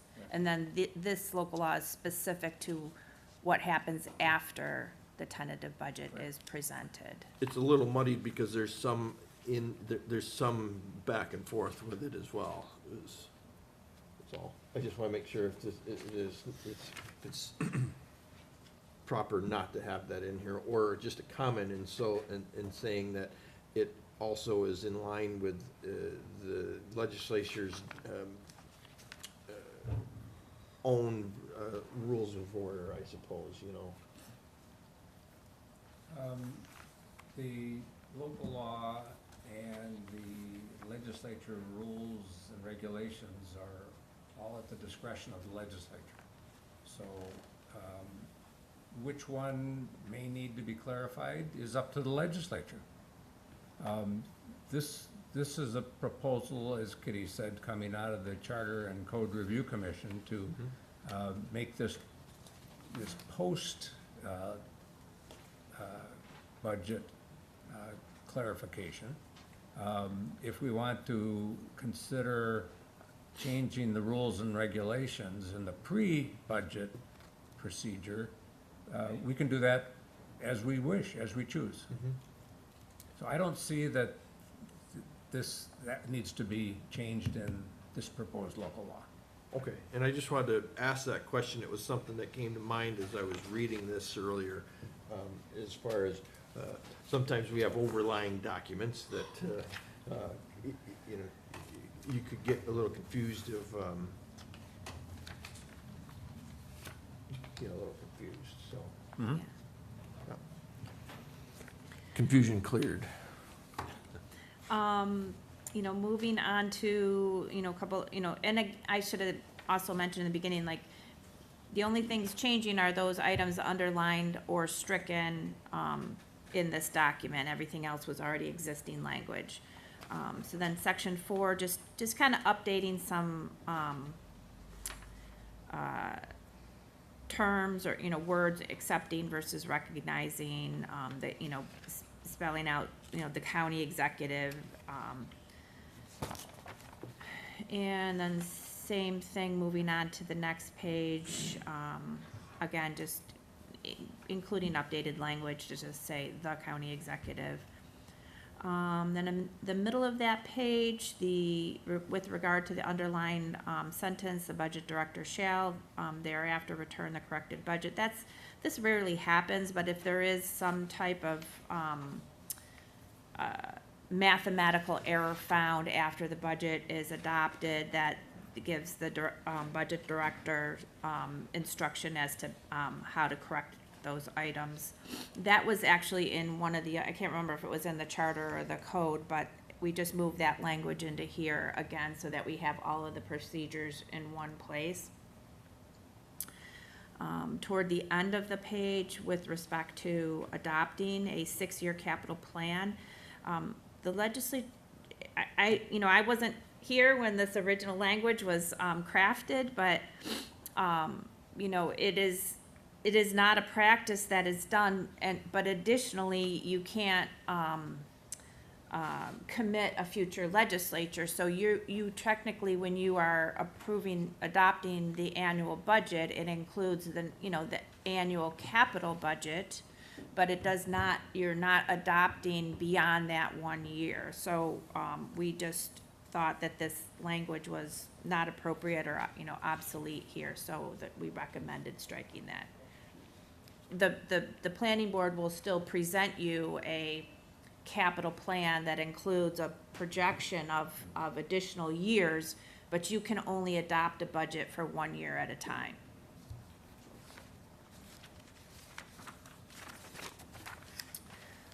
The next page talks about the production of copies of the budget once the budget is adopted, and the commission is recommending that, a lot of things are done more electronically now. The adopted budget is posted on the county's internet site.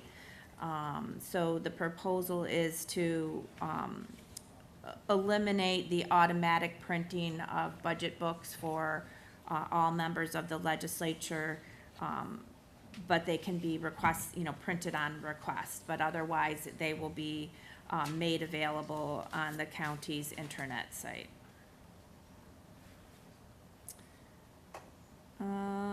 The next section, do you have any questions, Bob? I did.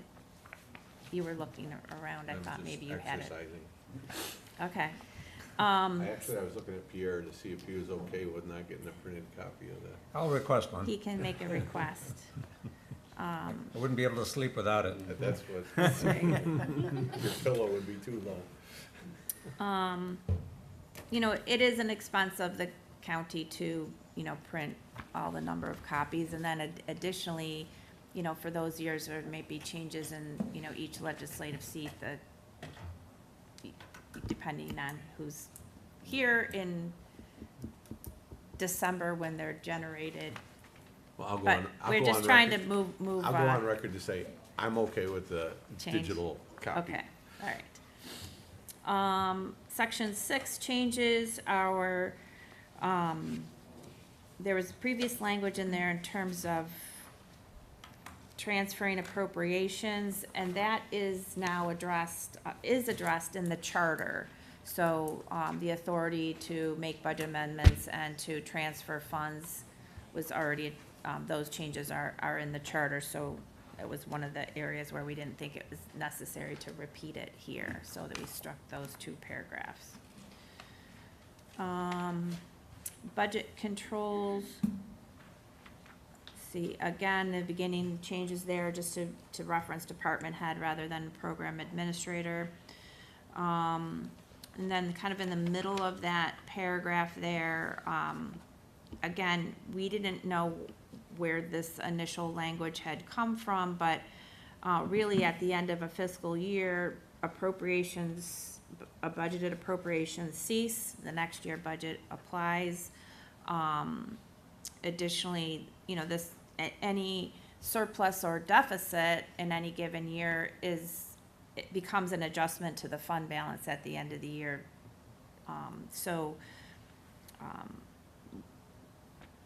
In the commission's review, our proposal was to strike that language. And that concludes a summary of the proposed changes. Any questions for Ms. Lyons before we close discussion? Good. Not hearing any. Thank you for your work and explanation on this, and we'll consider it into legislation. Thank meeting you. Coming. Thank you. Next, we'll be moving into resolutions. First on the agenda today are resolution number 166-26. It's amend Chautauqua County Departmental Hygiene and Social Services 2026 budget for increased safety net costs. This has been referred back to Human Services and Audit Control Committees during our last legislature meeting in June. It's my understanding that the sponsor wishes to withdraw it, but I wish that he would come forward and explain that in a little further detail, and if we have any questions. Blake Yerg, Director of Administrative Services. Yes, due to some new information, the month of June, we had a, say, relatively decent decrease of case numbers in safety net compared to June of last year. Now, granted, it's just 1 month, so I can't, say this is a trend by any means. But with the new information, I feel that it would be best to pull the resolution and, as we get more data and more information, and come back at a later date and amend the budget then. So Blake, a question regarding that is you're looking at the data and you see a dip. Yes. Okay? So in relationship to that, I'm sure you maybe have asked the department, is there explanation for the dip? And is it, because we actually just didn't get the paperwork filed in time and there actually is no dip, or yes, there is a dip and that's what we're expecting to see moving No, I would forward? say there is a dip Okay. for 1 month, again, compared to last year. So I can't explain exactly why we have seen a dip. Now, we tend to see a decrease in the summer months for obvious reasons with the weather. But I would say this is something to kind of celebrate that we're doing a good job within the department, and as we've talked about with safety net, it is a roller coaster, and there's a trend within the economy. So and there's usually a lag. So of course, when I said there's 18 months of significant data to say, hey, I think we've plateaued, the following month after that, we actually see a dip. So hopefully we're on the back end of the peak, and there's a kind of a downward trend on this. But again, it's 1 month. But I think it's safe to say with this potential decrease compared to last year, I think we should pull the resolution, wait until we have further concrete data, and then make a projection once we do get closer to exceeding the appropriations. So, a comment I had made last month there in committees is, what's the need? And I understood that some of your need was that, we are preparing next year's budget, and this would help in preparation for those. So I don't want you to lose the foresight of that in sense of right-sizing this budget moving forward of next year's budget. I understand that it's a volatile budget to try to determine. And so, I think that we've had some really good discussion just based on your first introduction of this resolution. I think some of us hesitated on it. Last month, we had some good questions. It's developed some good discussion. Also, I think that it's something that I applaud you for withdrawing it as well, to saying, look, we've discussed it. I think it's something that we all really need to monitor, and I think okaying this would be a little preemptive in the sense that we don't quite know exactly what we're going to spend. Now, I don't want that to deter the work that we do in preparing next year's budget. I want that budget to be as precise as we can, and we have been missing it. And I think taking note of Legislator Johnson's, he's not here today, but taking note of his questions and concerns as far as also where else can we find the funds to fund this additional change instead of just going right to the general fund. So, I think one thing that it does too is maybe paves a roadway for the county to maybe look at some of those potential savings that could otherwise be a help offset overage in safety net if there is one. So, something that, please keep the body informed of any potential increases, even if it's estimated that you say, look, I am not bringing forth a resolution, but I think that there's probably a good chance that in September, we're going to need another $1 million. Tell us that in October, tell us that in August, whenever you know it. So that way we can say, look, Mr. County Executive, is there any other funds that you can attribute to this besides the general fund? And if there isn't, then we will have to make the decision to utilize general fund then. Anyone have comments, questions? Well said. So, Okay. Mr. Chairman, just a clarification for the committee. Because this resolution was referred back to the committees by the legislature, even if it's withdrawn, it still will be on the agenda for the next legislature meeting next Wednesday. And at that point, we'll have to have a motion to withdraw it. Okay. So don't be surprised when you see it on the agenda for the legislature meeting. Sounds great. Okay, Any questions? Keep us informed. of course. Thank you. Even of the dips. Yes. More dip. Maybe you can contribute to other departments' overages in the end of the day. Okay. Next on the agenda today, number 5, is a lot of letters that I don't know, south and center, what, so the gentleman is coming down and it is written on his shirt, and I'm sure it is what it is. So why don't you, can you read the title, please? It is the South and Center Chautauqua Lake Sewer District And we are reviewing the sewer rates today. increase. That is correct. Thank you. That one's so hard. It was. Please identify yourself. I'm Tom Walsh. I'm the director of the South and Center Chautauqua Lake Sewer District. Thank you. What do we have in front of us today? So we are proposing a rate change for the South and Center Chautauqua Lake Sewer District customers. Just a little history behind this. The last overall rate change for the sewer district customers was in 2001. Since then, in 2015, we actually did a restructuring. That time, there were approximately 4 different billing districts in the South and Center District, and what we did, we standardized them to one rate of $88.50. In 2023, when Phase 1 sewer extension came on, we set a rate for those customers. And today, the resolution in front of you proposes a new sewer rate for the South and Center customers, a rate for the Phase 2 sewer extension, and a sewer rate for the North Harmony Sewer District customers, and a standardization rate from Phase 1 and Phase 2 Sewer District customers. So there are multiple things going on here, but primarily, the South and Center Sewer District base rate of the operation and maintenance is $88.50, which it has been since 2015. We are proposing to raise that to $17, an additional $17.50 per quarter. That would take the rate from $88.50 to $106.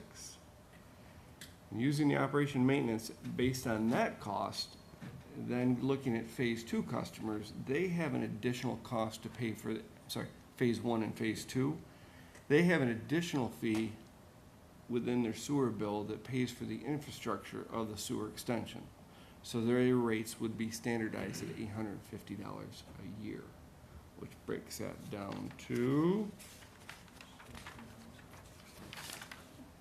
$856 a year divided by 4. Okay. So, Phase 2 sewer extension, substantial completion is July 31st. So hopefully, we're getting powered up. That is the hesitation we're waiting on. But as soon as that is, the substantial completion is done, we do hope to go online shortly after that. So that's why it's important to get these rates in place. Good. But so after Phase 2 is completed, everything on the west side of Chautauqua Lake will be on municipal sewer. Nice. Yeah. Quite a project, something that's been quite an undertaking.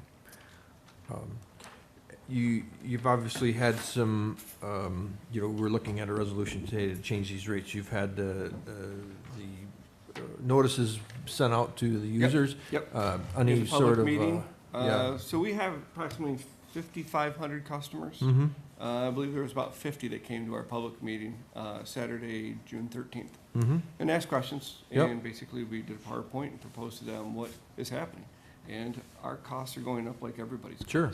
Yeah. So just rebounding from that and moving forward. Okay, I'm sure you're, whenever you have an increase, you're gonna have a few people asking questions, and I'm sure is expected, and some expect and anticipate a little bit of an increase for understandable things. So as long as you've done your due diligence with those, questions, comments? All those in favor, please say aye. Aye. Opposed? It is carried.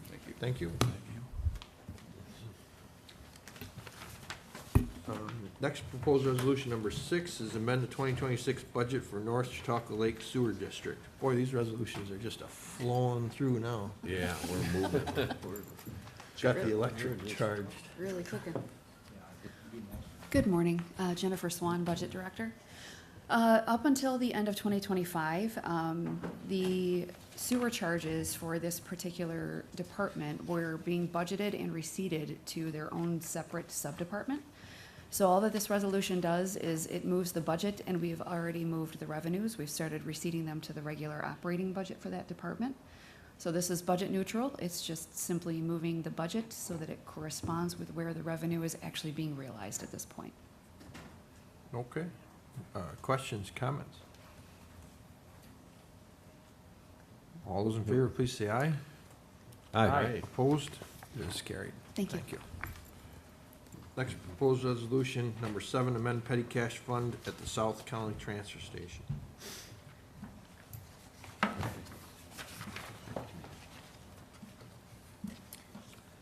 Hi, Aaron Gustafson, Deputy Director, Public Facilities Environment, Landfill Manager.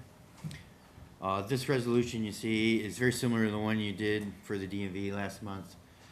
We found ourselves at our South County Transfer Station with a startup fee of only $200, having to dip back into cash to make change a little too often, and to minimize, the dipping into previous day's funds, which is discouraged by management of finance.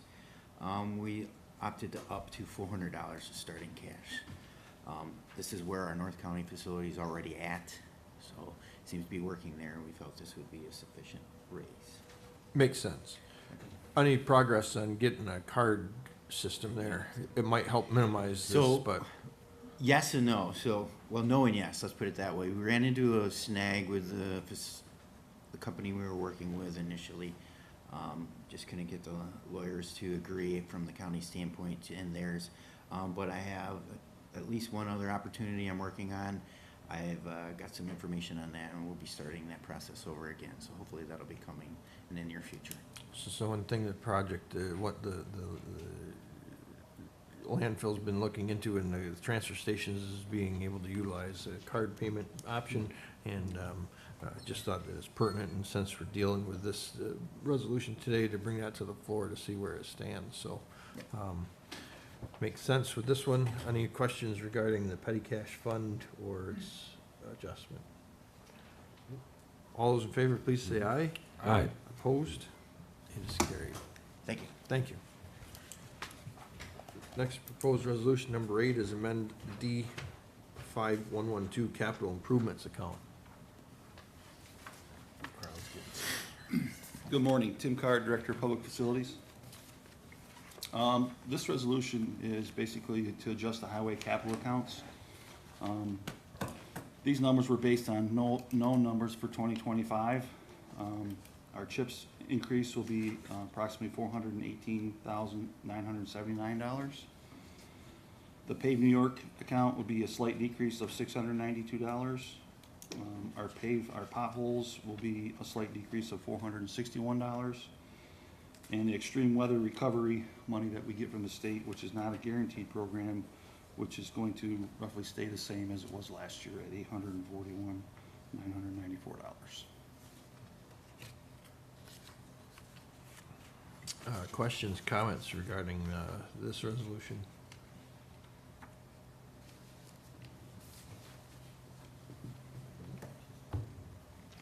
Sounds good. All in favor, please say aye. Aye. Opposed? It is carried. Thank you. Next proposed resolution 9 is authorize extension of 2025 vote by mail grant award from New York State Board of Elections. Thank you, ladies, for being patient back there. I'm Nicole Ellis. I'm one of the commissioners of the Board of Elections. Luz Torres, Commissioner. And this is in regards to extension of our vote by mail grants. Our printer came in under budget, which left us with a little over $4,000. And we have permission by the state, it was extended, and we're just asking that we use that. When we are able to use that, it will go towards postage. Anyone have questions or comments regarding this resolution? I feel like we should because they're sat back there so long, but I know, I'm really trying to think of one. I think it sounds like a great idea. It's a wonderful idea. Thanks, Bob. Good work on this, and not hearing any discussion. All those in favor, please say aye. Aye. Opposed? Thank you. Carried. Thank you. Thanks. Next proposed resolution, number 10, is authorized acceptance of fiscal year 2023 hazmat targeted grant program funds.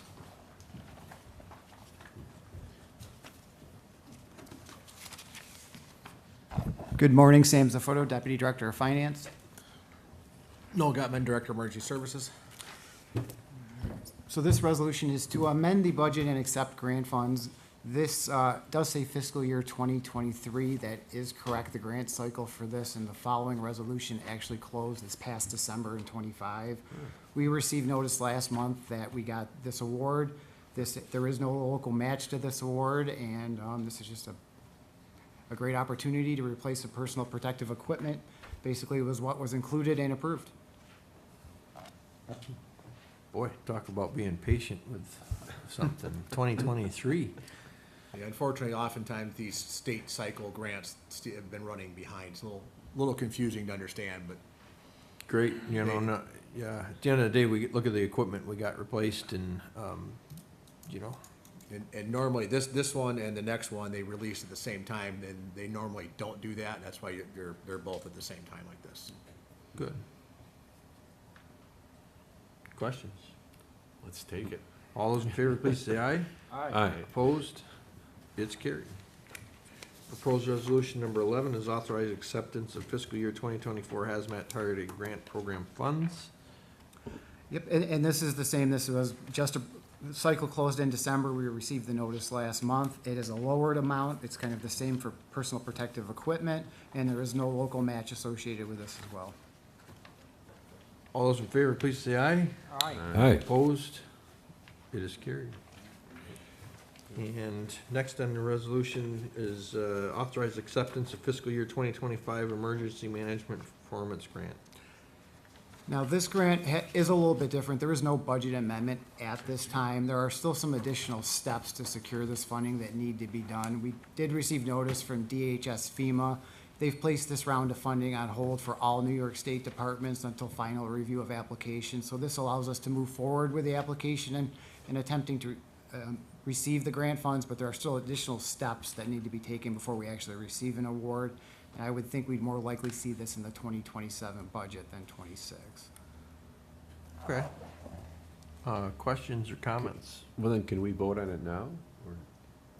Well, we do need the approval to move forward with the grant okay. forwards. We'll have to come back either with the adopted budget or another resolution to actually accept it. Okay. You getting all these things figured out with these grants in this department, Sam? It is making a lot more sense now than it did when I first moved over. Mr. Chairman, I think that the essence of Legislator Nelson's questions is the last resolve clause that says the county executive is hereby authorized to execute all necessary agreements to accept the award. Yeah, we would still, even if we accept, we would need to come before you to do a budget amendment at some point or include it in the 2027 adopt. It depends on the timing that we receive it back. Okay, so we'll accept the award and then we'll ask the legislature to put it in the budget. We would need to do an amendment at that point, but there is some trepidation of whether or not this round of funding will be received until we get some further clarification. Okay. Well, if it is, we will. Does waiting for these, you know, at the end of the day, sometimes things suffer because we're waiting for this grant to come through or this. Does that come through sometimes and you're like, you know, we really just need to move forward with this a different way? Or is it worth waiting for the grants for some of these things, right? You know, A lot of the equipment we buy used with grant funds, it's generally not an urgent request. We plan on, these grants have been fairly predictable, although they are reduction every year. That's what we try and do. This particular grant, the EMPG, we will be using this for in the 27 budget to go towards personnel cost. Okay. So that it should line up fine for that, with receiving in 27 to help offset those costs. Okay. Questions, comments? All those in favor, please say aye. Aye. Opposed? It's carried. Thank you. And number 13 on our agenda today is amend Office of Emergency Services 2026 budget. You have to make your own chair, sorry. Take a knee. I just wanted to know what it felt like to be Bob Barker. Come on down. Oh, no, that's not Bob Barker, that's the other. Tim Carlson, Chief Paramedic, County EMS. What do we have in front of us today? So, we are amending our budget, asking to amend our budget to purchase a fly car to replace our fly car that was totaled in an accident back in January. It's been a lot of back and forth with the insurance company of the driver that was at fault. So now that's all coming to a close, and we need to replace it. And in keeping with the path that we were traveling with our Medic 75 that we've purchased, we are trying to get away from the lease program and trying to purchase the vehicles outright to own them. The reason for that is because we do our upfitting in-house, most of it with the sheriff's office, the radio shop.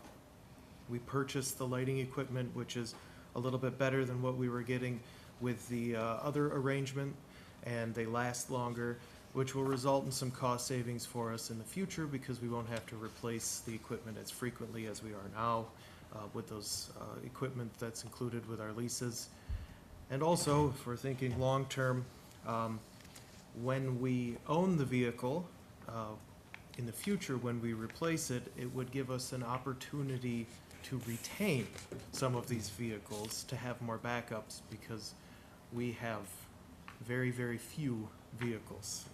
Right now, we're operating with one backup vehicle that is currently in place of this damaged vehicle.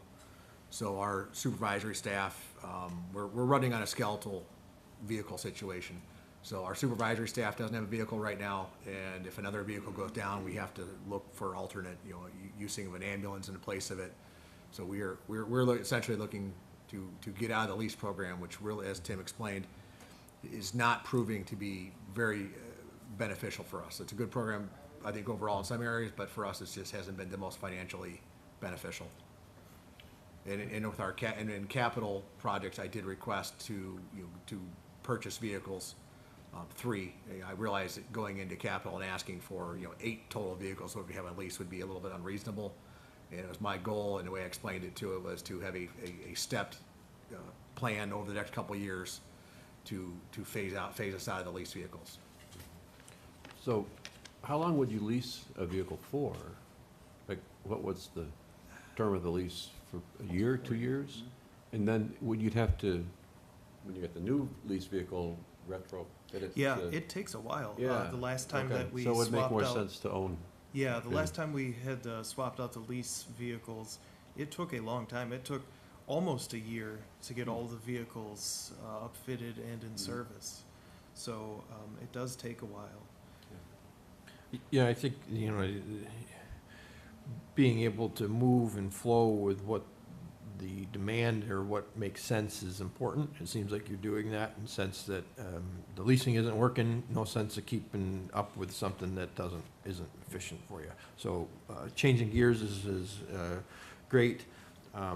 And I think that the need for those backups is important, because as you found that you don't, when you We have 5 fly cars in service, with one that's, for the supervisor staff, a spare, but we never have it. It's always out. Yeah, we have the county's developed millions of dollars of a budget, but not only that, it's the presence in that, this service, right?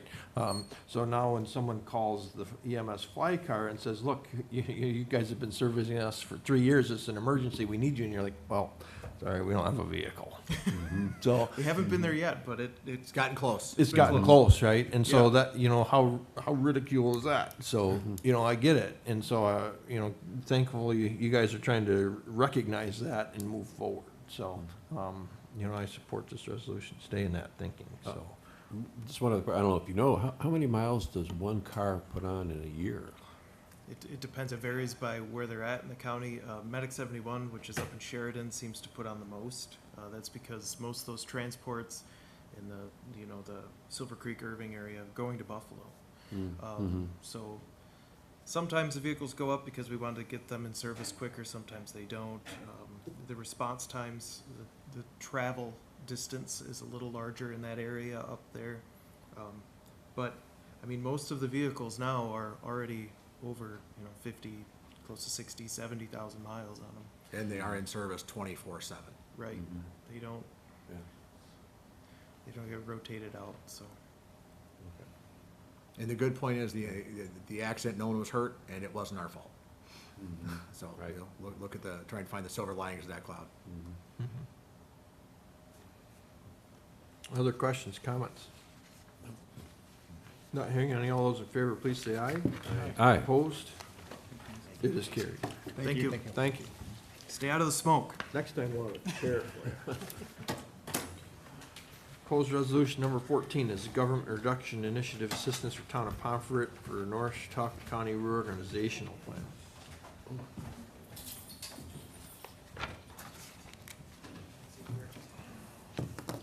Good morning, I'm Lauren Sharp, I'm a senior planner with the Chautauqua County's Department of Planning and Development. And I'm Dan Pankis, the Town of Pomfret Supervisor. Thank you. So our request is a supplemental GRI request of $25,000 to fund a portion of the North Chautauqua County Reorganization Plan that involves the study of reorganizing the Village of Fredonia, the Town of Pomfret, the Town of Dunkirk, and the City of Dunkirk, and also studying shared services. We applied for two grants totaling $50,000 from New York State originally under their local government management efficiency grants. And then we applied for $50,000 of GRI funding for the local match. We were successful with one of the state grants for $25,000, so we're $25,000 short of covering the cost of the studies. We're coming back for requests so that we can finish the study. That will allow us to, the first grant from the state will allow us to study our town highway departments, the city DPW, and the village DPW or street departments. So that's a big bite of the apple, but then the rest would be covered with the supplemental request. Could you exemplify on the denial of the grant? Did it have any language and sense of why they denied the other request? Not per se, no. What we did is we split it up. We felt we had the most points with the highway, street department, DPW, because that would involve water treatment, wastewater treatment, parks, recreation, all of that. The other was shared dog control services, which we're going to have to come back and revisit. But we're looking at an Ag and Markets grant for a possible facility on that one. But we want to study overall. Originally, we were looking at shared services, and that was the original plan.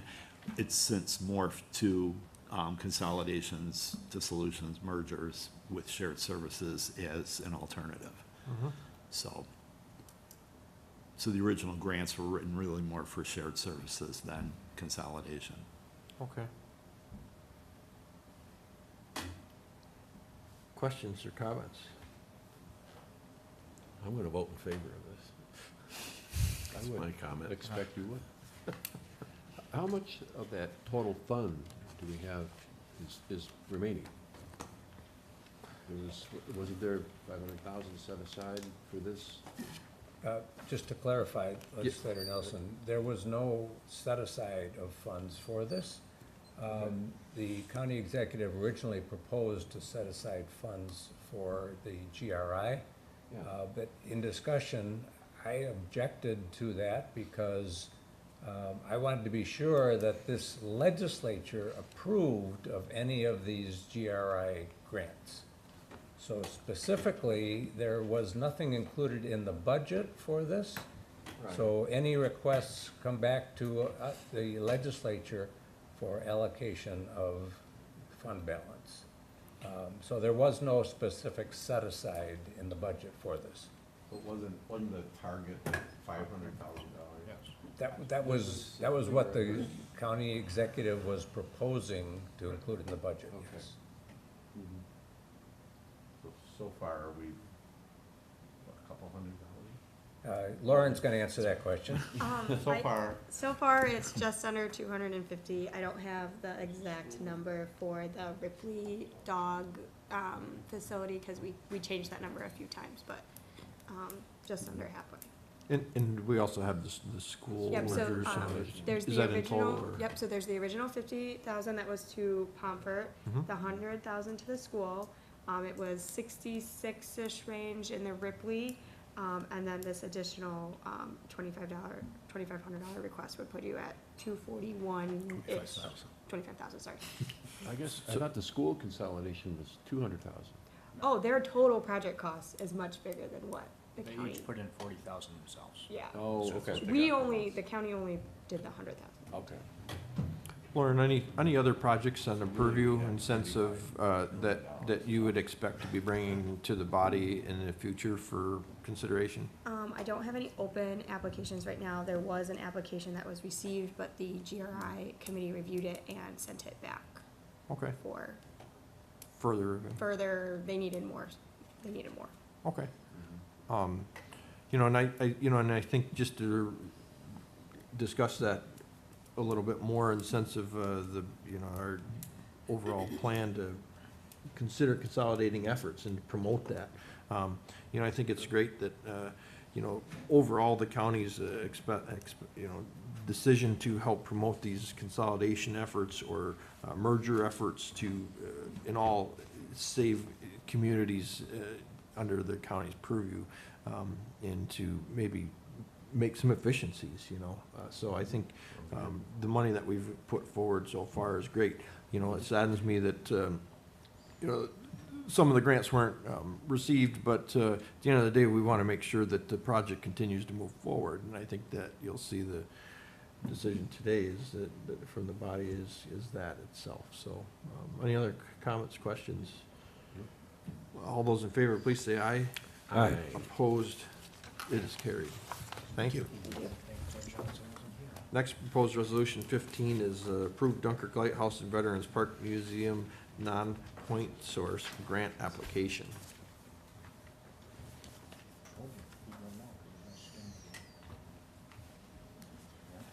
Good morning, everyone. My name is David McCoy.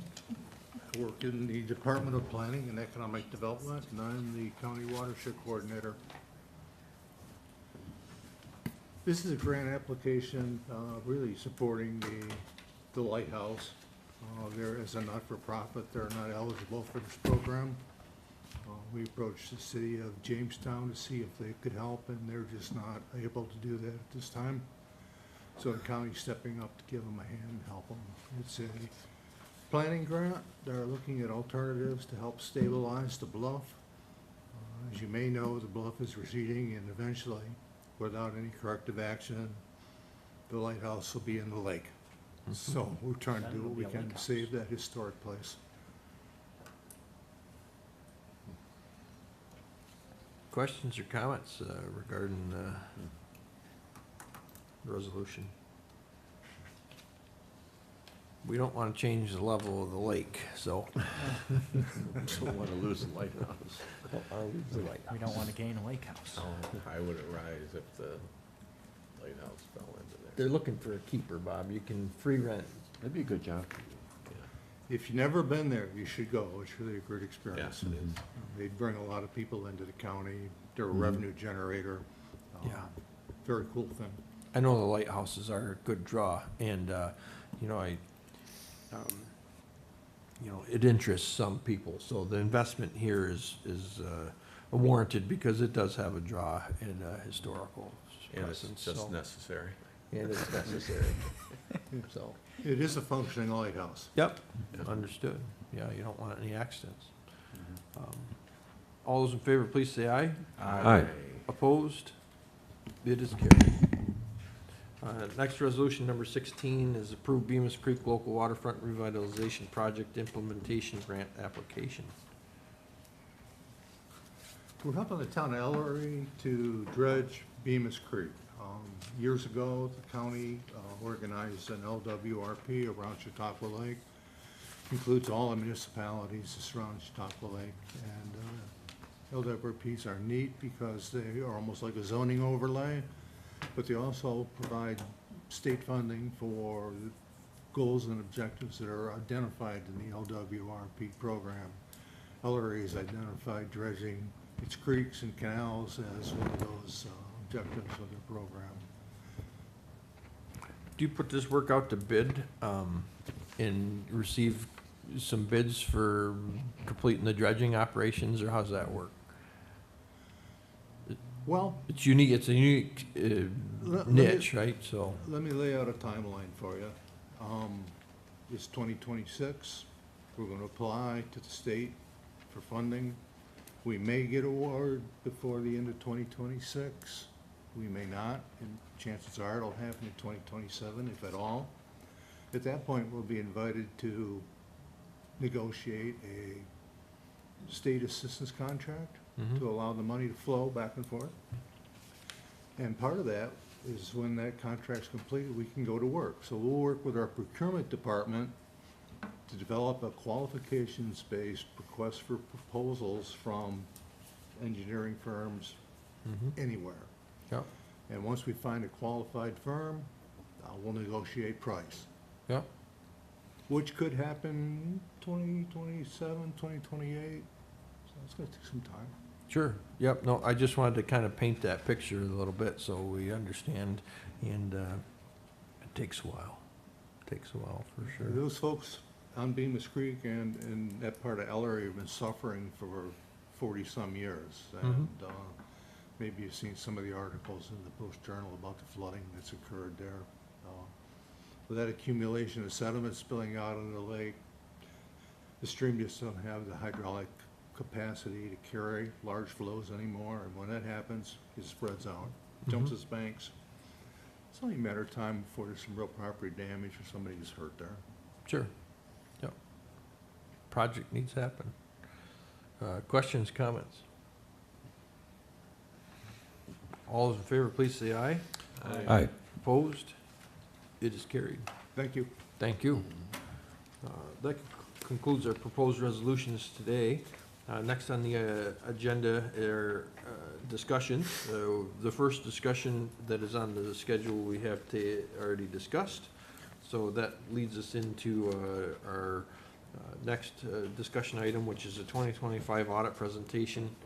This is being presented today by Drescher and Malaki. We thank them for being patient and waiting for their opportunity to present. No problem. We're just gonna hand out a couple items. We have some drafts of the financial statements as well as some hard copies of the. Looks pretty thick. Look at that. Oh, it's on top of it. All right, thank you. You don't expect me to read this, do you? Thank you. They're gonna give us 3 minutes. Yeah, everybody studied before the meeting. Thank you.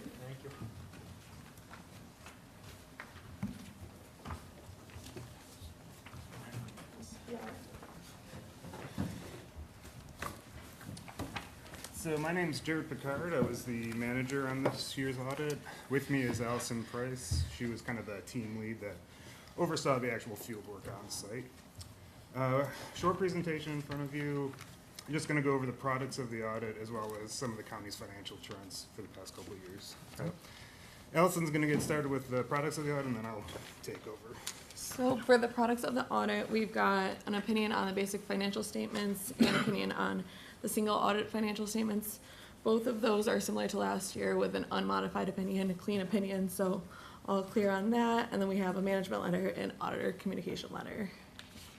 Management letter is what we use for communicating any type of like recommendations. In the current year, we haven't finalized it yet, but we're probably just gonna communicate like some new GASBs that are upcoming, one of which is gonna change the presentation of the financial statements next year quite a bit. But these ones, if you were to hold these financial statements up to last year's, the form and context are pretty much the same. There hasn't been any real major changes in the context. And then next, I'm just gonna go through what is in the auditor communications letter. So it lists our responsibility, which is to perform an audit and obtain like reasonable assurance that the financials are free from material misstatement. And then we will, for the significant accounting policies, there was no new GASBs other than GASB 101, which was implemented, but it doesn't have any material effect to the financials. And then for significant accounting estimates, we evaluate these assumptions and determine that they're reasonable to the financials. Within the county, the estimates consist of allowance for doubtful accounts, compensated absences, other post-employment benefits, workers' compensation, health insurance, net pension liability, and landfill closure and post-closure costs. And then lastly, we just want to make a point that everyone that performs work on this audit, we're independent of the county completely. So on the next slide, we have revenues and expenditures for the general fund over the past 5 years. Overall, as you can kind of see, both have been trending generally upwards, as you would expect. Pretty significant jump up in both in the current year. On the revenue side, 2024 revenues are about 290.6 million. Those jumped up by 23.2 million to 313.8. The primary driver of that was state aid, increased almost $11 million, primarily in social service grants. There are also some other one-time grants for projects in the general fund. Non-property tax also increased significantly by about 4.7 million, and that's mostly what your sales tax increases are going to be. Miscellaneous also jumped up by about 2.3 million, and that's primarily your opioid settlement money that came through in the current year. On the expenditure side, in 2024, expenditures were about 297.8 million. Those are up to about 322.3, so an increase of about 24.5 million. That's primarily within your economic assistance and opportunity category. So when those state aids go up for social services, the expenditures will go up for that distribution out to the beneficiaries. Public safety also increased by about 4 million, primarily within salaries and employee benefits. And then there was also some large upgrades to your E911 system. On the transfer side, so you have transfers to other funds that get approved during budget. Those increased by about $2.6 million, and that's just your operating source for the other funds. So on the next slide, there's a breakdown of fund balance. So we separated here by unassigned and then non-spendable, restricted, and other assigned fund balance. So that $16.6 million number at the top is kind of like your fund balance that's essentially committed to the future for the most part. And then that $32.6 million below it is your unassigned, so funds that could be used at the county's discretion. Overall, fund balance dropped about $8.5 million from 57.6 to 49.2. Again, this is just because expenditures exceeded revenues. That sounds like a big number, $8.5 million, but about $6 million of that was planned within the budget, so a planned use of fund balance either through reserves or side funds. We like to compare fund balance, in particular unassigned fund balance to expenditures, as like an operating metric. So for 2024, about 12.9% of your current expenditures in unassigned fund balance, and then in 25, that dropped about 10.1%. What was it? What was the 24? 12.9%. And then 25? Was 10.1. I know I could do it, but There's I can't remember off the top of my head what your policy is. There's a GFOA recommendation out there that you should keep about 2 months of operating expenses on hand and unassigned fund balance, which works out to about 17%. So you're a little bit below that, but I think you're well within your internal policy. No, and that's an important part. It's been something under debate for the last few years, and always. You know, it's something that in 10 years from now, people will be discussing the general fund balance and what it what it should be. You know, and like you said, I think it's important that you know, there's some recommendations out there. Others, you know, it's a 17% of the 2-month thing, and that's pretty large, really. You know, I think in Chautauqua County we try to be as realistic as we can, maintaining a fund balance, but also utilizing it. And as you can see, the last few years we have spent it down some. It really has $8 million of, and you said $6 million of earmarked use is a substantial amount. So you know, we really have been utilizing the fund balance. Good to And, have it. It's good to have, and really, yeah, you know, and then some of those parameters that you did state, we are on the low side. So, you know, what would your recommendation be in the sense of where it should fall? You know, we are inside our own parameters, but, you know, you don't only do audits for Chautauqua County, so, you know, overall, what have you seen across the board as well? It really is all over the place. I'm doing one of these presentations for a county in the Adirondacks that has like 50% of their expenditures of fund balance. But that county doesn't finance anything. So if they have a big capital project, they just pay for it. cash. Most of my counties don't do that at all. So I'd say you guys are on the lower end, but you have a large, I mean, $32.6 million is a lot of fund balance to keep on hand. And, Sure. you know, it's probably enough to keep you know, balanced through any kind of storms that show up. But overall, I would say you're on the lower side. But and you would, you know, what would you hesitate going lower? Would you hesitate going higher? What would be a I mean, it kind of depends on how 26 is shaking out for you. I know sales tax, again, seems like it's kicking in the height of year. I don't know if you've seen that internally. I've seen that at my other clients. I wouldn't be, you know, I probably wouldn't want to appropriate a ton more fund balance in like my 27 budget. But that's, you know, that's not really an audit question. That's just, No, you know, that's not my personal, like, if I was your finance director. I'm gonna, you know, we have a professional in front of us presenting today. It's questions that, you know, the body weighs a lot. You take advantage of a professional in front of you and ask a few questions. So, you know, thank you for your comments on that, and, you know, just the friendly conversation. debate we've had, mostly friendly, I think, is taking some of that fund balance and giving it back in the form of a tax cut, taking about $2 million, and looking back at the years, it was, you know, 46 million. But I'm watching the trend, and you know, I understand the concerns, and so I'm glad you asked. It's a No, good no, question. and I want to take the opportunity, and I don't, this is friendly discussion in the sense of this is how we make those decisions, you know, and, you know, you. What I love to hear you've is really when divulged you our say budget, things that so. agree totally with the way I'm thinking about it. That must not happen very It's often. professionals agreeing with it, yeah. So when I look to my right, it's because Tom and I don't agree. Yeah. Well, like I said, we've had No, we're friendly good. discussions. We're good. And We're good. And I think we're both looking at, you know, Yeah. what's best for our taxpayers too. You're forgiven for being in error.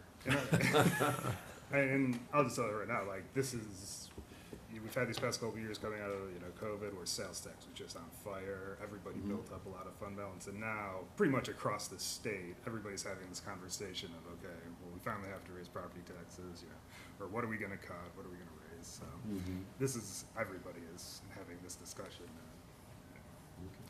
Okay. Thank you. So on the next slide, get into the county road fund. Here, revenue increased by about 700,000 from 23.4 to 24.1. That's, again, primarily in state aid. Within that New York State DOT funding, so CHIPS, there's a little bit more utilization in the current year. The expenditure side jumped up by about 1.9 million. And that was pretty much just the increased projects, so increased road maintenance, as well as some increased salaries and employee benefits. The next slide has similar fund balance breakdown. The terminology here is a little bit different. So the general fund has unassigned fund balance. The special revenue funds have what we call assigned for specific use, which is essentially unassigned. For 25, you're about $2.9 million that's restricted in some way, and then 1.1 million that's kind of available fund balance. In total, it dropped from 5.4 million to about 4 million. So about $1.4 million decrease. Last year the decrease was about 142,000. Here again, though, there's pretty significant appropriations in 24 and 25. So when you kind of look at those 2 years together, it actually winds up being about what you had budgeted as appropriation. The road fund budget's important because I'd rather not have it sitting in the fund. I'd rather have it on the road. So, And this is so if I were to apply that same kind of percentage of fund balance expenditures, you're about 6.5 and 4.5. But these funds operate a little bit differently than the general fund, so that number's not really quite as important. Okay. Looking at the road machinery fund, revenue was increased by about 200,000 from 5.7 to 5.9. That's exclusively related to the transfer from the general fund. So this fund is just primarily funded through that way. And then expenditures also increased by 200,000, and that's primarily vehicle maintenance costs as well as some increased gas and diesel charges. Looking at that fund balance on the next slide, we're about 922,000 in 24, and then dropped to about 800,000 this year. This fund, as of the end of 25, is pretty much all of its fund balance is committed to the future. There's not really much available fund balance here. In the prior year, there's a little bit more. So again, with that expenditure calculation, you're about 2.4% last year, and then like less than 1% this year. So not a ton of available fund balance in that fund, but again, it's really just almost an extension of the general fund, the way it's funded. So not quite as important of a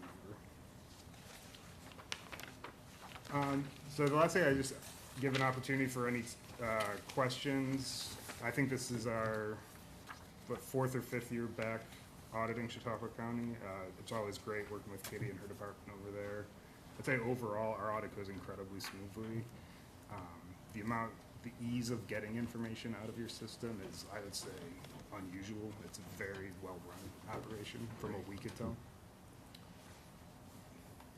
Everyone is always very cooperative with us too, from the IT department to Kitty's department, and that's not always seen at every county either. It's good to know. Mm-hmm. On page 41, the second paragraph, no, I'm kidding. Yeah, don't find all my spell check errors in there. In the legislative body's been okay to present to, you know. Yeah, you guys are good. But that's about all we have. But feel free to ask. Sure, any questions, comments? Thanks for your regarding patience waiting. No problem. It's actually interesting to see, we have all these recommendations about budgetary controls and stuff like that. It's kind of neat to see them like in practice, when you guys do get what. We usually end up presenting, to the legislator as a whole, not necessarily to the committee, so we kind of miss a lot of that, but I actually enjoy kind of sitting. And we're the most important committee there is. This is where the sausage is made. Yeah, right. No, yeah, we thank you for coming in today, and yes, and I that taking that opportunity to just visit with the discussions that the body has and what a county does is great, and so we all learn from each other, and I thank you for your outside comments relating to some of our questions, and thank you for your looking into the budget and all the funds and just laying your eyes on it. It's important to make sure it's all correct. So. And it's not a surprise that we're easy to work with. Oh, I say we. So they're easy to work with. So, but it's good to hear. Mm-hmm. Absolutely. Yeah. All right. Well, thanks for your time. Thank you. Thank you. Thank you. Thank you. And our final discussion item today is the investment portfolio. We're having an update presented by Kitty Lyons.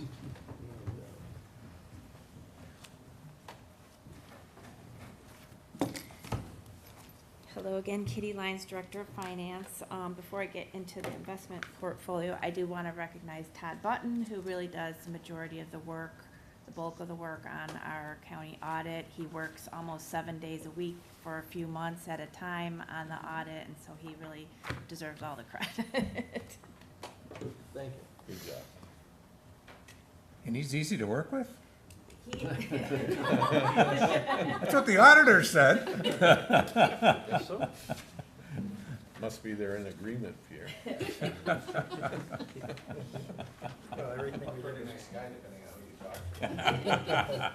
He's friendly with the auditor here, but then when you call him, what is this guy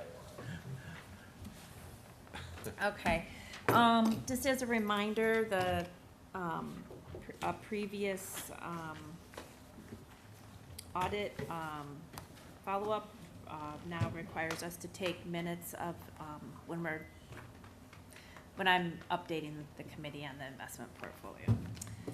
So I try to make this a little different every time, just to kind of over time give you different, components of the program, but what I handed out today, is one of the exhibits that's included in the, monthly investment report that's, filed as a communication, but this is, to me, just a good summary. On the bottom there is our current year-to-date, and across the columns, we have, the first section is our long-term investments, then our short-term investments, and then, we've separated out, the ARPA interest earnings, just because we've been tracking that separately, as you know. So, but then, this gives you, at least the last 2 years, monthly comparisons, and then, the top section just goes all the way back to 2013, to show, our investment balance, earnings, and, interest percentages. So just a couple comments on the long-term investments. Those, the bulk of, what's in our long-term investments are, we work closely with the liquidity partners to help us know like how long and how much money we can have tied up, for certain durations of time. Because one of the, foundations of our, policy is, liquidity, to make sure that we have the funds available when we need to, pay our bills. And so they closely monitor like that figure for us. So we like to, maximize what we can, of the fund balance that we have, or the reserves we have, or the current year cash that we have. While we're holding it, we want to make sure we can earn interest on it to the best of our ability. So some of that's in long-term, and some of that is in, shorter-term investments. The short-term investments are primarily, since the New York Muni Trust became an option, that's an investment pool, municipal investment pool, available to counties and other municipalities of New York State. So that really holds our current year cash. So as our taxes are flowing in, we're moving most of that current year cash that we need for the current year budget into that investment pool, because it is extremely liquid. We can put money in one day and take it out the next day. So almost on a daily basis, Todd's moving funds over to that investment pool. And then, on a weekly basis, as we need to pay our bills, we'll pull the money back out, so that in that short term, we are earning some interest on that, current year cash. A lot of our, as you can imagine, our normal cash flow needs are, payroll expense every week, or, accounts payable every week. But, we do have our big pension payment at the end of the year, which is like, I don't know, $13 million. Maybe 14 million this year, it was 12 million last year. So that's a big expense at the end of the year. So while we collect the taxes, starting in January, and we have the bulk of the tax collections, in the, second quarter, we're holding that cash, but we know we have at least one big bill at the end of the year. So we'd like to have those funds invested until we actually need them. So those are a couple of the strategies that we have implemented to make sure we're maximizing the yield. Just another, thing to note, if you look on this chart, May of last year compared to May of this year, you can see last year we had, for long-term investments anyways, about 85 million invested. At the point in time, May of this year, that's 70 million, and a couple of things, generally attributing to that is one, as you just heard from our auditors, we did use about $8.5 million of fund balance, in closing out, 2025. So that's $8.5 million less cash that we have on hand to invest. So that I'm just, it's not a good thing or a bad thing. I'm just explaining, the reason why the portfolio has decreased about $14 million from last year to this year. So that was in part just the additional fund balance that was used in 2025. The majority of the rest of that is due to cash needs for probably, some bigger capital projects. So as a matter of borrowing, we don't usually issue serial bonds until a project is completed. But in the meantime, we still have to pay the bills on those capital projects. And then once we know the final cost of the project, we'll issue serial bonds for that. So, Kitty, to elaborate on your statement of, utilizing some of the fund balance and it affects the earnings, I suppose. A rough number, what would your projection be if that was? I mean, a loss of revenue of $100,000, $10 million, you've said we're down of an investment of 14 million, but we have expenses. It is a little hard to say because it's, rates fluctuating year to year too, so. Let's just say you invested $8 million into your, expected rate that you experienced last year, what would that be? Yeah, I'd have to calculate a figure for it. It's not something I would be comfortable stating off the top of my head. But I mean, I can come up with an analysis just to say roughly, where even if you just look at year-to-date earnings through May of this year, we're nearly 500,000. May of last year, it's different, but there's also fluctuations in the market that would. There's no way to. Because you have to book to market. It's a great question. No, I get it, But yeah, I mean, I think the fund balance goes down, we have less to invest, so we're gonna earn less, but, I think the main, the main point, I think, is really that we wanna make sure we have as much invested as we can at any given time, while making sure we have the liquidity to pay our bills when we need to, so. It's a hard thing to consider, and I know that, we even calculate the earnings, so I'm not, my point is I don't expect that we, we have a huge fund balance so we can get the earnings off of it. Yeah, That's not yeah, my point. yeah. My point is that it is something that we consider when we're discussing that, and I just was curious if you had a rough figure, but, I'm just curious, but. I would just point out with this discussion that if you separate basically the two components of how we invest our funds, as Kitty mentioned earlier, we use the New York Muni Fund to basically manage our current year revenues to cover current year budgets. And that's been a pretty successful instrument for us over the last, I don't know, what's it been, 4 years now? We're currently yielding about 3.64% on that money there.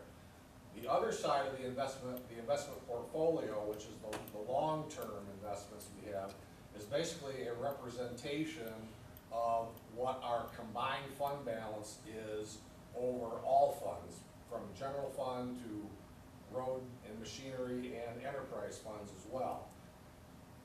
The important thing to note with the general fund balance being representative of that investment portfolio is that is the primary driver of our funding for capital reserve projects. So the fact that we're sitting here now, a year, 6 months in, we're running about $10 million less than where we were last year due to the combined effect of what we utilized the fund balance in '24 and what we utilized in '25.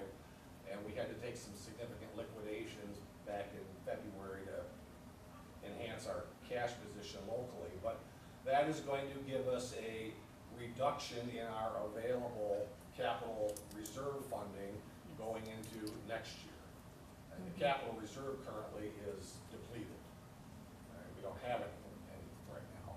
So that's the good thing about our investment portfolio is it gives us that alternative financing for capital projects that we would otherwise have to either tax for or borrow for completely. No. We have some further risks or extensions this year because we have some capital projects that we're anticipating having to bond for that we're sort of in the middle of developing.